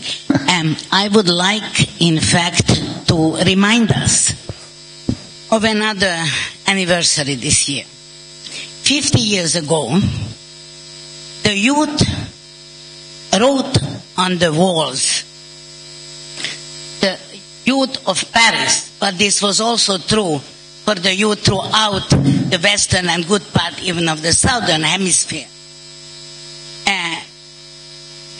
We are realistic, asking for impossible. 50 years later, we are being encouraged to agree with the new normalcy. And the new normalcy meaning a lot of things that I'm sure we in this room cannot agree with. So at the 50th anniversary of, I would say, the most powerful new social movement in Europe after the Second World War, we should remember that at that point Europe also discovered that there is a youth in Europe, that there are young people who are agents of change. And then slowly but surely we started forgetting again. I think that we here in the Balkans, not only in the Balkans but in Europe as well, have to pay much more attention, including the civil society, to the fact that there is a youth out there, that there are young people who did not vote for Viktor Orban, for example, in majority, and who, by the way, were a majority of huge demonstrations in Budapest, Pécs, and Debrecen just 2 days ago. But there are young people here in the Balkans as well. Unfortunately, many of them packing their bags, they did not leave already, in the lack of perspective that this region will become not the new normal, but trying to struggle for a real perspective and real democracy. I think it is extremely important to recognize that, for example, here in Serbia, there is, I would say, a generation change also within the civil society. So when I talk about civil society, I really want to underline that there are young, new, energetic people who didn't leave and do not want to leave.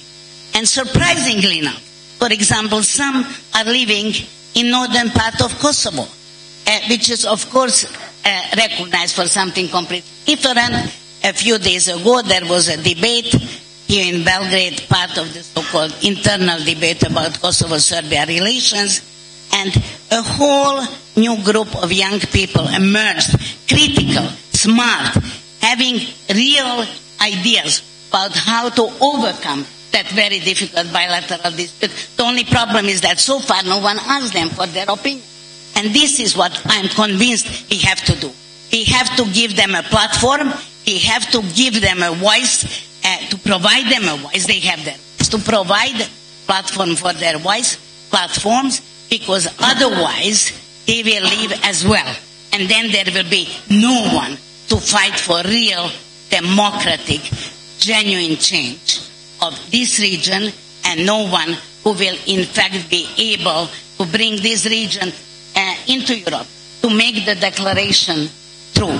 So my plea is, and thank you for talking about human capital in the Balkans, my plea is, let us think very concretely how to make sure that those who left will get a chance within a circular brain movement, as Florian said, circular migration, to come back, to give a chance to those who are here to educate themselves, and in the same time to become really those who will design their own future.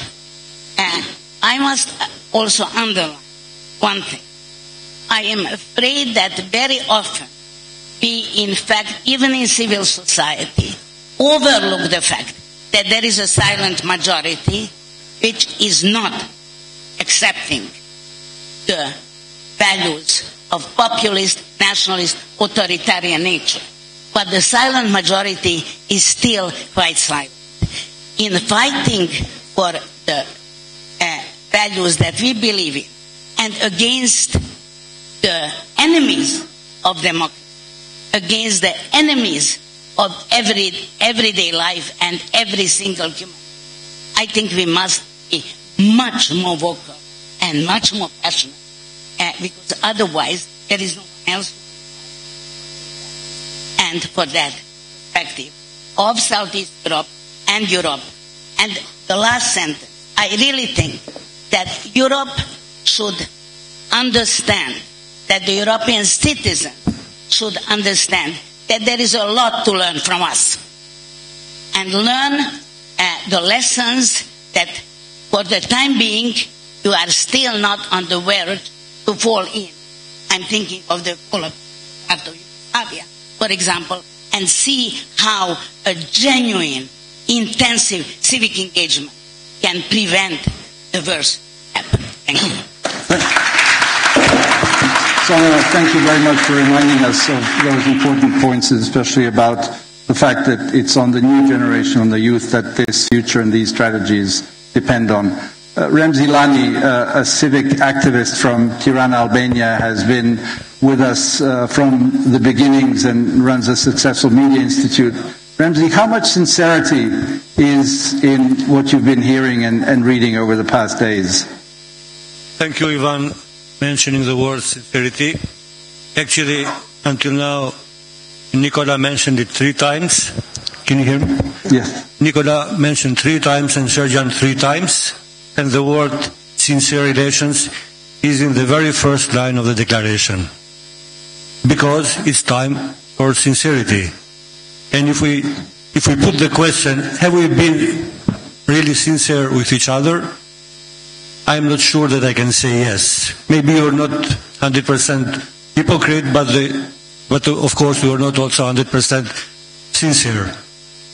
At home, we pretended to do reforms, which quite often were simply makeup, and we wanted Europeans to buy this. On the other hand, our approach in the European integration has been very much what I call exhibition syndrome. We have been behaving like we are preparing an exhibition to open one day in Brussels, rather than building democracy and welfare for our citizens. But they, because I'm talking still in dichotomy us and them, because I think that it's still us and them, they have problems with their public opinion. They have their crisis, Euro crisis, Brexit and other crises. And for them sometimes has been more convenient that we stagnate rather than we move. And at the end of the day, we are very good in giving arguments and reasons to disqualify us rather than to qualify us. So it's time for a new partnership based on sincerity, in honesty, but it's also time for a new partnership based on pragmatism and realism. Ivan, you referred to the Amato Commission, and I have a cell in front of me, and 12 or 13 years after, if you ask me what is the mood now, after 12, 13 years, somehow I can describe with a sentence, everything has changed, nothing is different. But there is a key word from Amato Commission which I think I can repeat without any hesitation. The cost of isolation of the Balkans are higher than the cost of the integration of our region. I would like to mention briefly also that we are now living in 2 paradoxes. That declaration also in a very elaborated language mentioned. First is the paradox that formally we are closer to Europe, and meanwhile we are less democratic than before. It's a serious paradox. And the second paradox is that Balkans is closer to Brussels. I hope tomorrow will be even closer to Brussels. But meanwhile, Russia, Turkey and China are closer to the Balkans. I think we have a problem not only with the distances here, but with the role of the so-called third actors. In the Balkans we talk, not in my country, thanks God, we talk for the plan B, if there is any plan B. In geopolitics, I hope not, that we all look towards Europe, and Europe remains the only game in town. But we have to talk also for the plan B of the governance, because sometimes this might be more delicate and more serious. Because the plan B for the governance will be liberalism and autocracy, and of course we have to reject to reject it. Thank you. Thank you very much, Remzi, and thank you for your sincerity on these issues. Hannes Swoboda, who has been a member of the European Parliament for many years, was Vice President of the European Parliament and Austrian politician of social democratic orientation. Hannes, Remzi mentioned geopolitics. In the European Parliament, it's been clear, and he very patently talked about it, these changes that have happened over these years since, for example, the Thessaloniki summit was announced. What is your view of the current geopolitics, given this new strategy of the European Commission on the Balkans? Well, I fully agree with my friend from Albania, because I think we have to act. If we continue the way we do, it will be a disaster, let's be honest. And the three representatives of the funds, if they still pay the money for it, they will celebrate with us, maybe some of us, 20 years, as Boris Mate said, but the situation will be not better but worse. I was rapporteur for Croatia from the beginning to the end of negotiations of membership, but I think this cannot be repeated. There are other players in town, as was mentioned. There's Russia, there's Turkey, there's China. China for the moment predominantly economic interest, but as we see already with the so-called 16+1 initiative, they have also political interest. And here the European Union is doing as, business as usual. It will be a disaster, I tell you. We have to find new ways how to connect. It was mentioned also by the funders, it was mentioned also by the presentations of the paper. Now, some people in the Balkans say, let's join, the European Union should take all the members, irrespective of the criteria and whatever. It's not possible. But there are two ways, according to my opinion, to say. One would be, okay, a membership conditional, with less rights and less obligations for the moment, and then you grow into full membership if you do your job at home. And there's a lot to do. We made the Vienna Institute for Economic Affairs made a comparison with Romania, Bulgaria, and Croatia before joining. None of the countries could go as quick joining as the other countries did, the last three members did, if they continued the preparation like it is now. But also the European Union has to do something.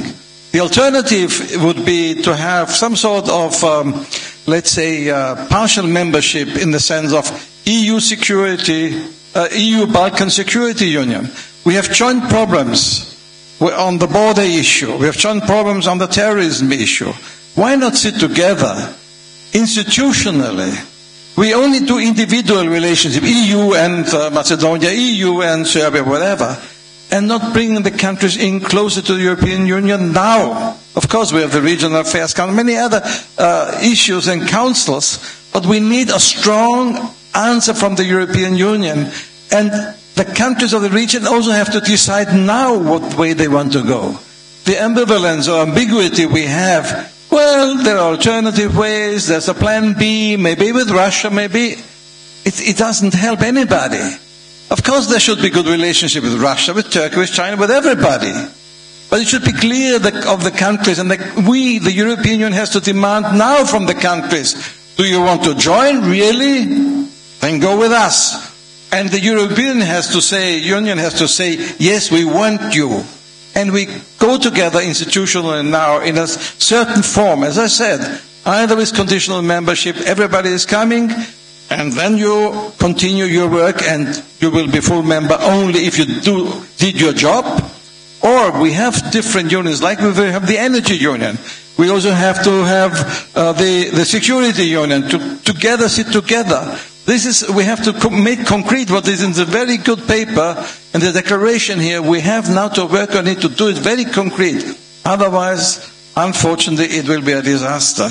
The European Union will be in a very critical situation, and as Herr Busek said, that link will get lost. And people in the region will be so much disappointed that the question of a plan B, the question of going an alternative, will be more and more on the table.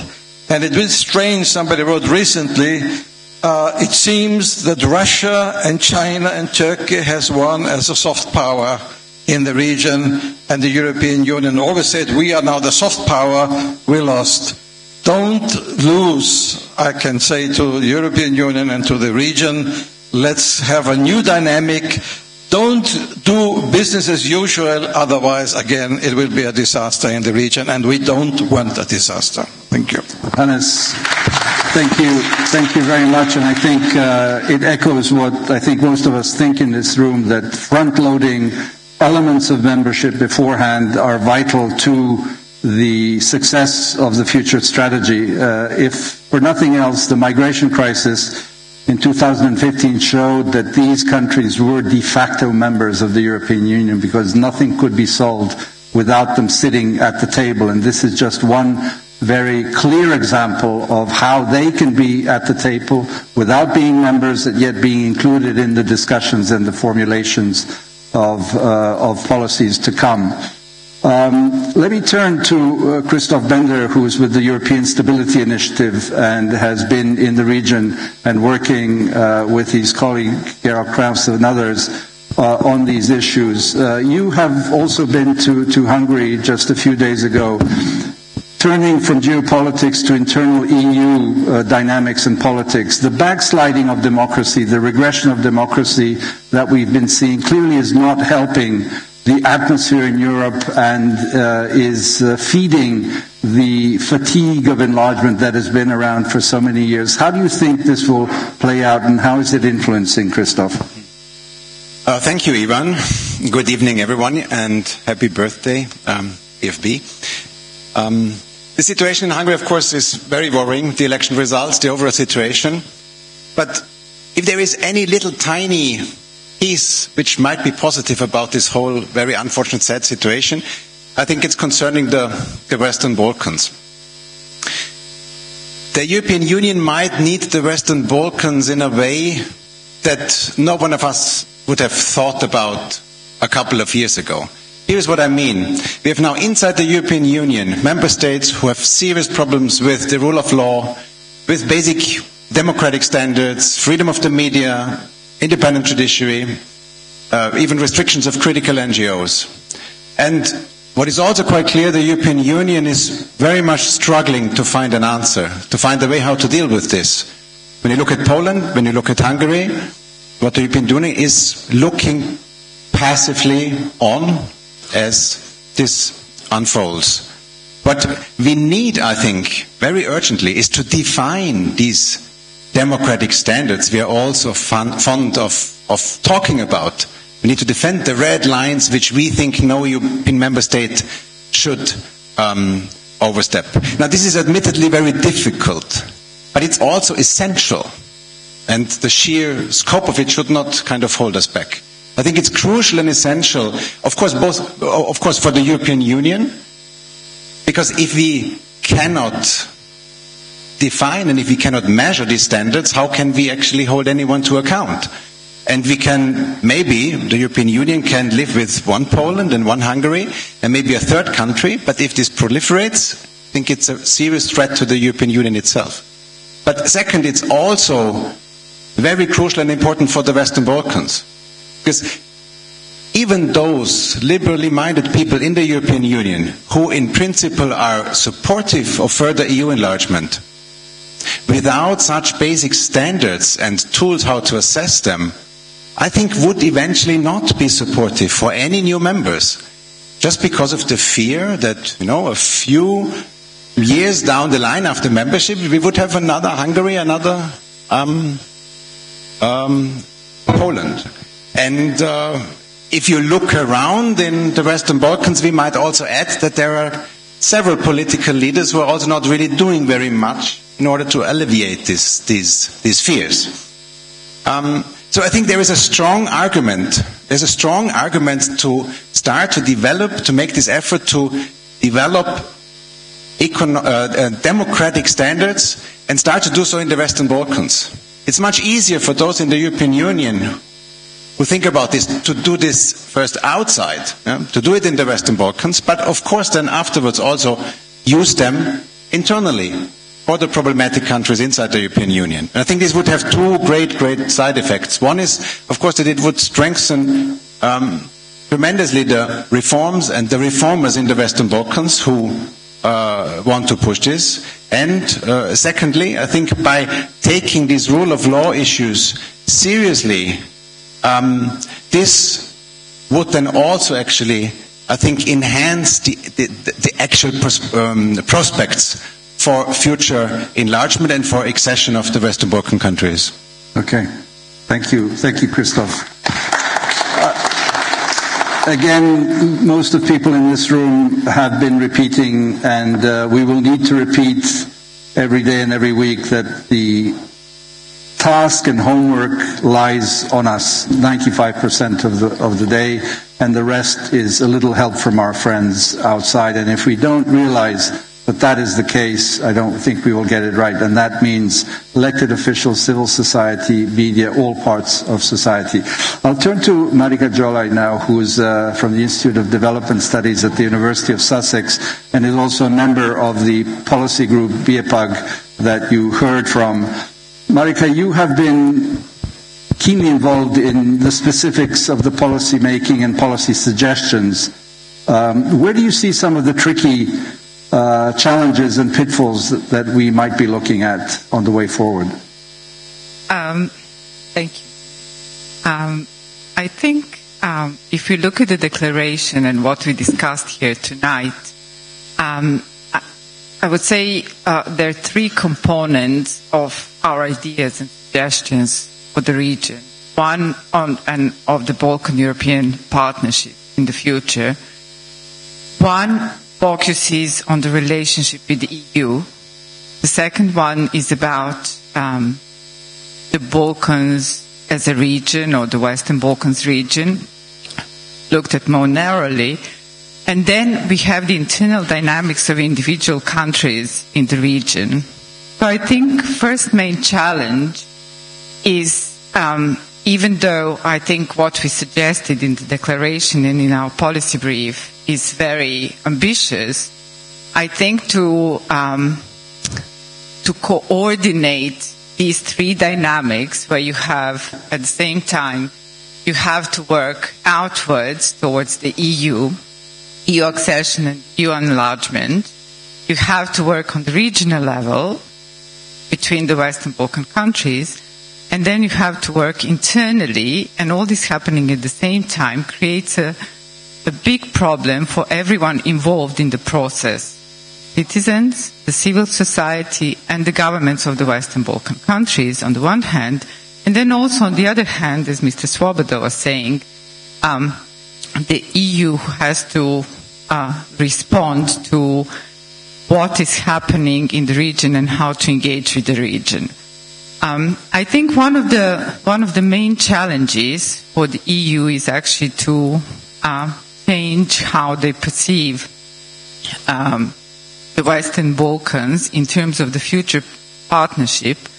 And what Christoph already mentioned is to try to be open to learning from the region, because some of the European EU member states are going through very difficult challenges, and the Western Balkan countries have already been through a lot of challenges in the past 2 or 3 decades. So perhaps the EU should become more open to listen to some advice and learn from the experience from the Western Balkan countries.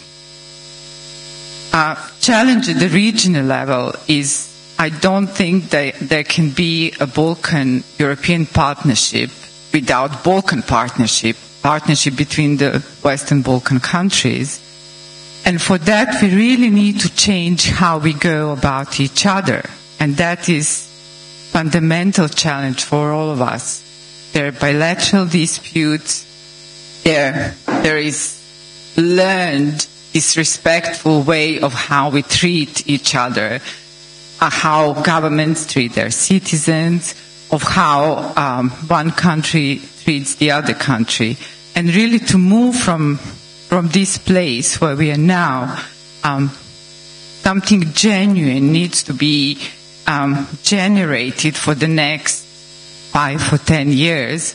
in the sense that it will change the dynamics between the Balkan countries primarily, and then dynamics of how they engage with the EU. And then finally, I think it's really important looking internally how the governments engage with the citizens and what the main issues are. So we talked about human capital and building human capital in the Western Balkan countries. And it all sounds, and it is well-intentioned, but it's actually very difficult because each of the countries has different problems when it comes to human capital. So, for example, if you look at the last census results from Bosnia and Herzegovina, the census that was held in 2013, 1 million of 3.5 million of Bosnian citizens either have no education at all, they have incomplete primary education, or they just have primary education. And only 8% of the citizens of Bosnia and Herzegovina have university education. So, you know, we talk about these big aspirations, which are EU accession, reconciliation, building human capital, but actually what the EU and the governments of the countries and the civil society are dealing with very basic needs of people who are, to a large extent, in some cases, uneducated, excluded, and poor. And these are the realities of the Western Balkan countries. So the main challenge for all of us, I think, is to actually, engage with all of these problems in the way that will allow addressing them. Okay, thank you, Marika. I think the declaration touches upon the education issue, and Erhard Busek underscored it. I think we are all, in certain ways, have mentioned it. Then we forget this dimension. This is really the kind of sociological base with which we are dealing with, although I agree with Sonia that we are neglecting the silent majority, that at the time when it comes to vote for the European Union, as we've seen in other countries, it will come out. But it also speaks of the need for leadership, because politics is very much top-down in our countries. I'll turn to Petar Grk now from Slovenia, the happy frontrunner of the former Yugoslavia who joined the European Union and NATO back in 2004. Petar, let me ask you this eternal question of the fatigue. You know, when we all hear what's going on, and we hear when doors are closed in ministries around the European member states, they say, we don't want these people, we don't want them to join. But on the other hand, the formal rhetoric, but also opinions in these countries, in particular neighboring countries like yours, are very supportive of enlargement. And finally, it's about the credibility of the European project. If it's able to integrate these 18 million people that are left. How is it, from your vantage point, this sort of internal dialogue, leaving now for a moment to the side the Western Balkan countries themselves? Will the enlargement argument win over finally in the day? Because nobody's really ready to join yet in the next 5 to 6 years. 2025 has been mentioned, of course. Thank you very much for the question. I will try to be short to allow for a little debate. When Ramzi said that everything is the same and nothing changed, I would beg to argue. I would say that some things did change, some things profoundly changed. Although it seems that, on the surface everything stays the same. I remember I became a partner, not a partner, but in a relationship with the European Fund for the Balkans 4 or 5 years ago. And I remember the meetings which we had, and remember the fatigue that was building inside of the civil society, that nothing is moving, that European Union doesn't understand Western Balkans, that European institutions don't understand Western Balkans, that there is enlargement fatigue, that there is, a sense that enlargement is not on the agenda of the European Union anymore because of the internal problems, because of the debate of future of Europe, Brexit and all these things. But although, perception of time is different with everybody, but what we can argue is that the things that the civil society, the think tanks, the platform of European Fund for the Balkans, the BIPAC, the things that they said or which they proposed to European actors actually took hold.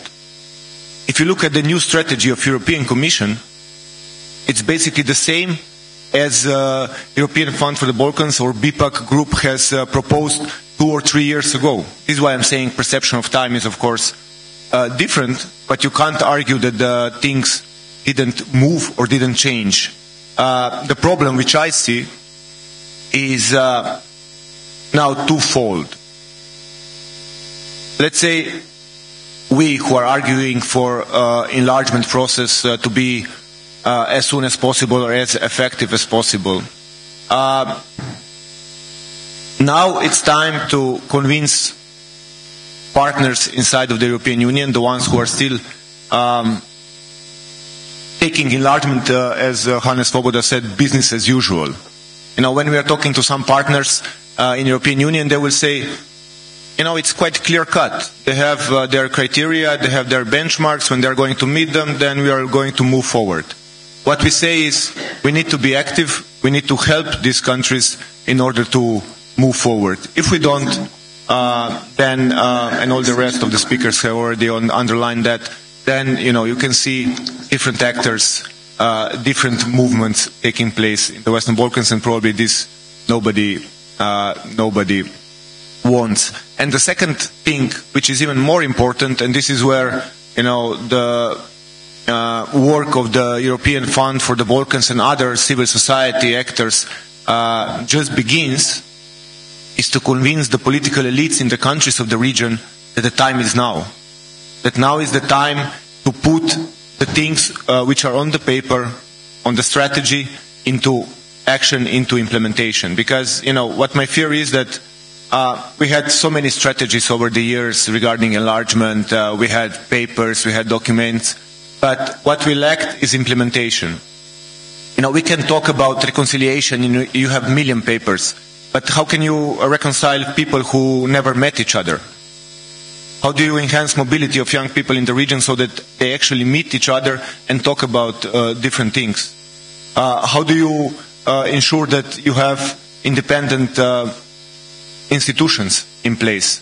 So this is, I think, the biggest challenge, and this is where civil society is going to play the biggest role, to convince political elites in the region that now we have the window of opportunity to really move things forward and to bring the region closer to European Union. Thank you.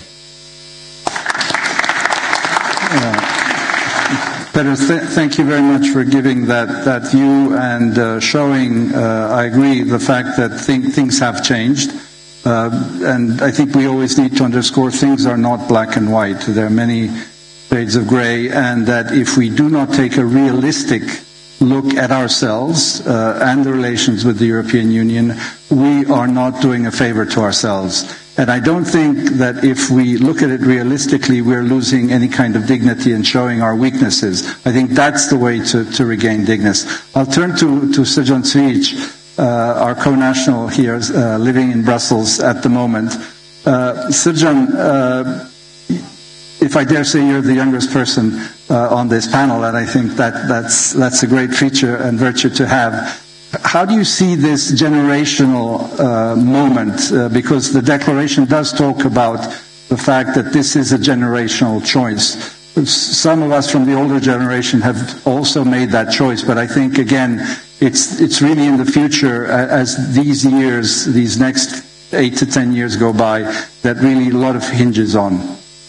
Thank you, Ivan. It is indeed a generational choice. It is not a matter of political convenience nor tactics in an election campaign. It's a choice. It's a clear choice for open, just, and democratic societies where the rule of law reigns. And similar to Erdogan in Turkey, some leaders of the Western Balkans seem to look at EU democracy, European standards as a train. You get off, you take the train, and you get off when you reach your destination. You get off when you reach the objective of absolute power and when you get your hands on state resources. And a few political leaders in the EU seem to be kind of in the similar mold, but they are an exception. They are an exception to the rule where the EU and its standards are not a train. They're like the air. They're like the air that we breathe, and without it there is no life. And without it our Western Balkans future looks bleak, and it looks very much like our not so distant past, marked by wars, hyperinflation, endemic corruption. You know, yesterday, I'm from Belgrade, as you said, I'm this country here, in a socialist high-rise building where I grew up, in an elevator. I met an old neighbor, and he prefers Russia. He admires Putin, and apart from Angela Merkel, he barely knows the names of the EU leaders. But he wants his son to go and study and work in the EU. And I teasingly asked him, you know, but why not Russia? And you know what he replied? You must be mad, he replied. And why is this so? Because children in the EU are born to live in peace. They're not born to live in war. And they're born not to fill the ranks of the iron regiments or whatnot, but to fill the ranks of schools. And I think, you know, there are many people in this region that do believe this, and this is what we offer to the EU. We offer the enthusiasm that is waning. We have that enthusiasm still, regardless of it. Thank you very much.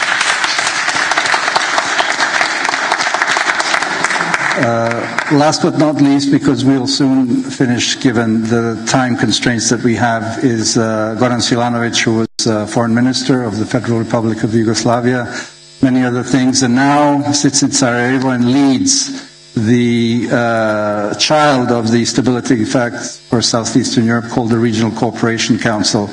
Goran, often we have spoken about the fact that the region is a set of communicating vessels, spojeni sudovi in our language, and that if there's more water or less water in one of the vessels, it influences what happens in the other. And I will mention, of course, that if the Macedonia-Greece deal falls through, it will not reflect well on all the rest of us on those countries. I dare say also the fact that our northern neighbors, Slovenia and Croatia, have not solved their border issues is not good for the rest of us either. So we need good examples. Hopefully these will be proven positive and successful in the near future, and we will be able to take energy from that. How is the Regional Cooperation Council and the activities that you are engaging in affecting this strategy at this point of the enlargement of the region to the European Union? I like to say how grateful I am for the invitation to Hedvig and European Fund for the Balkans. Congratulations. I should say many happy returns. But then is it a curse or congratulation if I say it to the fund? Do we really want the fund to be there 10 years from now? Though it may very well happen. I somehow have listened very carefully to what's been said here. Honesty was one of the key words. Well, honestly, out of 11 people at the stage, only 2 do really live outside of the EU. Namely, Sonia and Remzi. This is reality. Who are we to tell you? What is your choice? Let's be honest about that. Let me ask you to reflect on Jasna. Jasna is a young Bosnian woman. She's 44. She has got a child only very recently. Boy is 2 years old. She earns 2,000 euros a month. which is roughly a salary of her ministers, and is adamant to leave the country. That's all what she's thinking of currently. And by the way, she will, as she has enough of money, enough of social contacts in the country and abroad. She's gone. Though she's at the age when she should be striving for an office in her country, she belongs to the generation, speaking of generations, those who should be the leaders. You may say she's arrogant, she's spoiled, she believes she's better than the country she lives in, but how many in this room believe they are better than the country they live in? And are therefore ready to leave. Her line in communication with me was, Goran, I was 20 when there was a big change. And it's been 20 years since then. Is this really the country you were saying I should stay and live in? No, I'm fed up of these politicians, or you politicians. And she's not partisan, she's simply fed up. So this is actually a story of a rule of law, which is so often mentioned by the EU officials. Because she's fed up of the education system, she's fed up of the justice system, she does not believe in it. She's simply saying, this is not a peace I really believe in, and I'm not really sure when, if ever, this country is going to be the EU. Therefore, as a mother, I will never let my child lose 20 years of his life in this country. This is a very bad message. Very honest one. What we try to respond is through intensifying regional cooperation, coming back to what you've asked me, Ivan, and this is, we really try to use the potential of regional, but it's not huge. We've observed that the trade among us is going down instead of going up, though the trade between us and the EU is going up. So this is why we came up with this multi-annual action plan of regional economic area. But it cannot solve everything, because it is not anymore about the fatigue, it is about being realistic in striving for a better. Because what I've just said about Jasna explains your figures. The figures you used are to be explained by the number of people who've left Bosnia, who've left Serbia, who've left all of these countries. Only then you end up with 8% of highly educated people. This was not the case 20 years back. This is where we live today. After, out of 11 people, 9 have left the countries. And only then we look at this country and say, oh, but they're not ready for the EU. Oh, they're not fit for the EU. I'm sorry. The figures are the following. And look at Vesela. I've spoken to your former prime minister and asked him, come on, when you were Bulgaria and currently presiding, when you were joining the EU, what was then the average GDP of Bulgaria compared to, at that time, the average per capita GDP in the EU? He said 36%. So we, Bulgaria, while joining, were at the 36% of what then was the average. You know where is Montenegro? Currently at the 44%. What is currently the EU 28 average GDP per capita? Do you know where is Serbia? At 36%. Exactly what Bulgaria was at the day they entered the EU. And it's not enough. Things have dramatically changed, because what was enough 20 years back or 10 years back is not enough today. This is what is mentioned as a moving target. But this is our reality. Therefore, I would like to finish, respecting the time, on a more positive note. It is all about us. And whether the people in these countries, in the completely new environment, which has nothing to do with what was the EU 20 years back, what were our lives 20 years back, decided they really want to join the EU. And what EU? I mean, listen carefully what's been said here. I've asked Hannes. I mean, he spent years in politics in Austria, years in European Parliament, and completed his political career really highly regarded by everyone. But he has said, European Western Balkan Security Union. And I've asked him, Hannes, are you telling me there is a plan B already? Because I thought we were talking about the membership. Okay, his answer, in all fairness, was, this is on the way to join the EU, perhaps on one of the phases. So this is what I am saying. Realities are really not that promising. I'm not pessimistic. For me, the glass is more than half full. But it will eventually have to be a decision, perhaps now I'm not fair, of the citizens of the EU. They need to reconcile what they want with the best of both. And to make, based on geopolitical reasons, including boldly on security, a decision, we want you in. This is reality. When I'm asked, and I was very often asked, what is it you offer to the EU? I actually, after everything I've seen, remain speechless. I don't know the answer. If I say the young people, they're gone. If I say something else like resources, but the Austrian banks are all over this country and all countries around, so they are in. Your business is in. So what do we offer?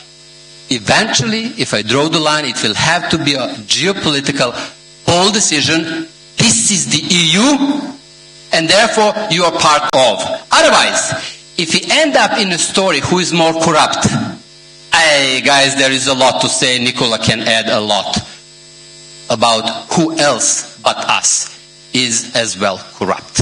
If we speak about the freedom of media, well, some countries have been listed here. I'm not going to name them, and they're all in the EU. If we speak about the attitude towards the civil society, well, a lot could be said. So, we are not equal, but they are not better. Therefore, as long as there is this strive for the membership, there is a hope. But eventually, I have to say, it will have to be a decision of the smart new generation of leaders of the EU together with the new generation of our leaders that we are one. We are. If you count the money, if you count the business, we are. But these formalities do matter. And this is why we need really to ask for an assistance and help. And here I'll complete. To reflect on what I've said about Jasna. To really make her believe in judiciary in her own country. To really make her believe in the education for her newborn. There are so many who are in this middle-age crisis, which is completely redefined currently. And when they get there, they decide that they should leave.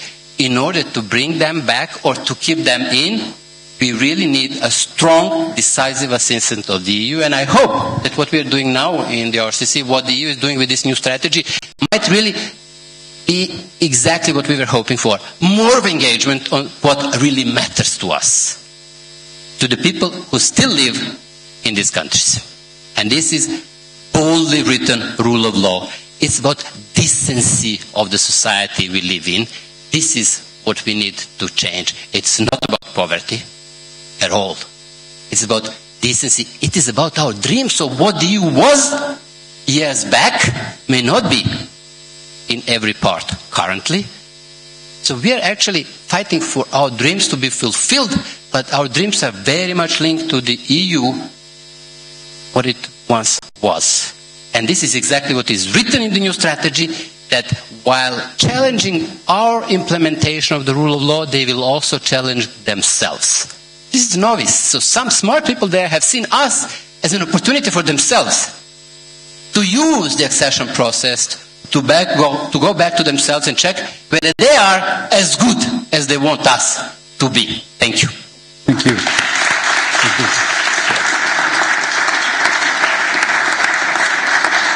Thank you. Thank you very much, Goran. Allow me a few concluding words, because the organizers have signaled that we must end now and have the next part of this wonderful anniversary. When there was the return to Europe after the fall of the Berlin Wall, to put it very euphemistically, our region and countries, and especially our former country, my former country, Yugoslavia, was involved in something else. It thought that it had to sort some things, which turned out very badly for everyone. And that's simply the price that you pay when you miss an opportunity. And in the words of one of our well-known politicians, we've never missed an opportunity to miss an opportunity. And so I think this is really now, obviously not the last one because life goes on, but it's a unique opportunity to move forward.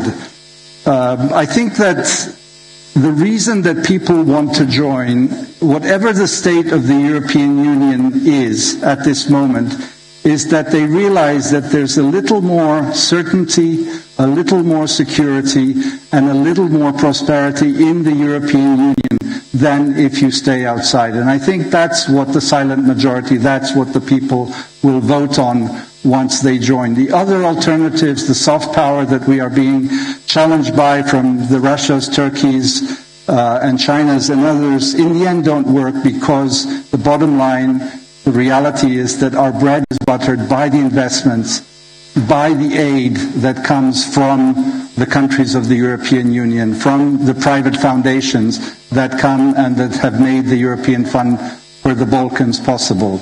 If I may share just one very brief story, when I was the foreign policy advisor to late Prime Minister Đinđić, we traveled to Brussels in November of 2002 and met the then Commissioner for Enlargement, Chris Patten. And at the end of the meeting, Chris Patten took us aside, Prime Minister Đinđić and myself, and whispered in our ears, he said, "You must keep banging on this door because it won't happen if you're not in our faces." I would add to that that strategy is only realistic if we do the change, the democratic, modernizing change of our institutions at home. So I think that the declaration that we have, the work of the European Fund for the Balkans and all other donors, I would say, because this is part of a family of donors, and let's not forget that state donors, private donors, and the European Union itself will work only if we are serious and committed. The people in this room, on this stage, have been at it and committed to it. Some people have fallen off, some people have traveled, some have come back, sought jobs, but I think there will always be a significant amount of committed, courageous people who will show leadership as those in the European Fund for the Balkans that will allow it for maybe this date of 2025 to actually become real. Thank you very much, and I hand over to the Master of Ceremonies. Ladies and gentlemen, put your hands together for Ivan Vejvoda, the moderator, and all our panelists. Thank you so much.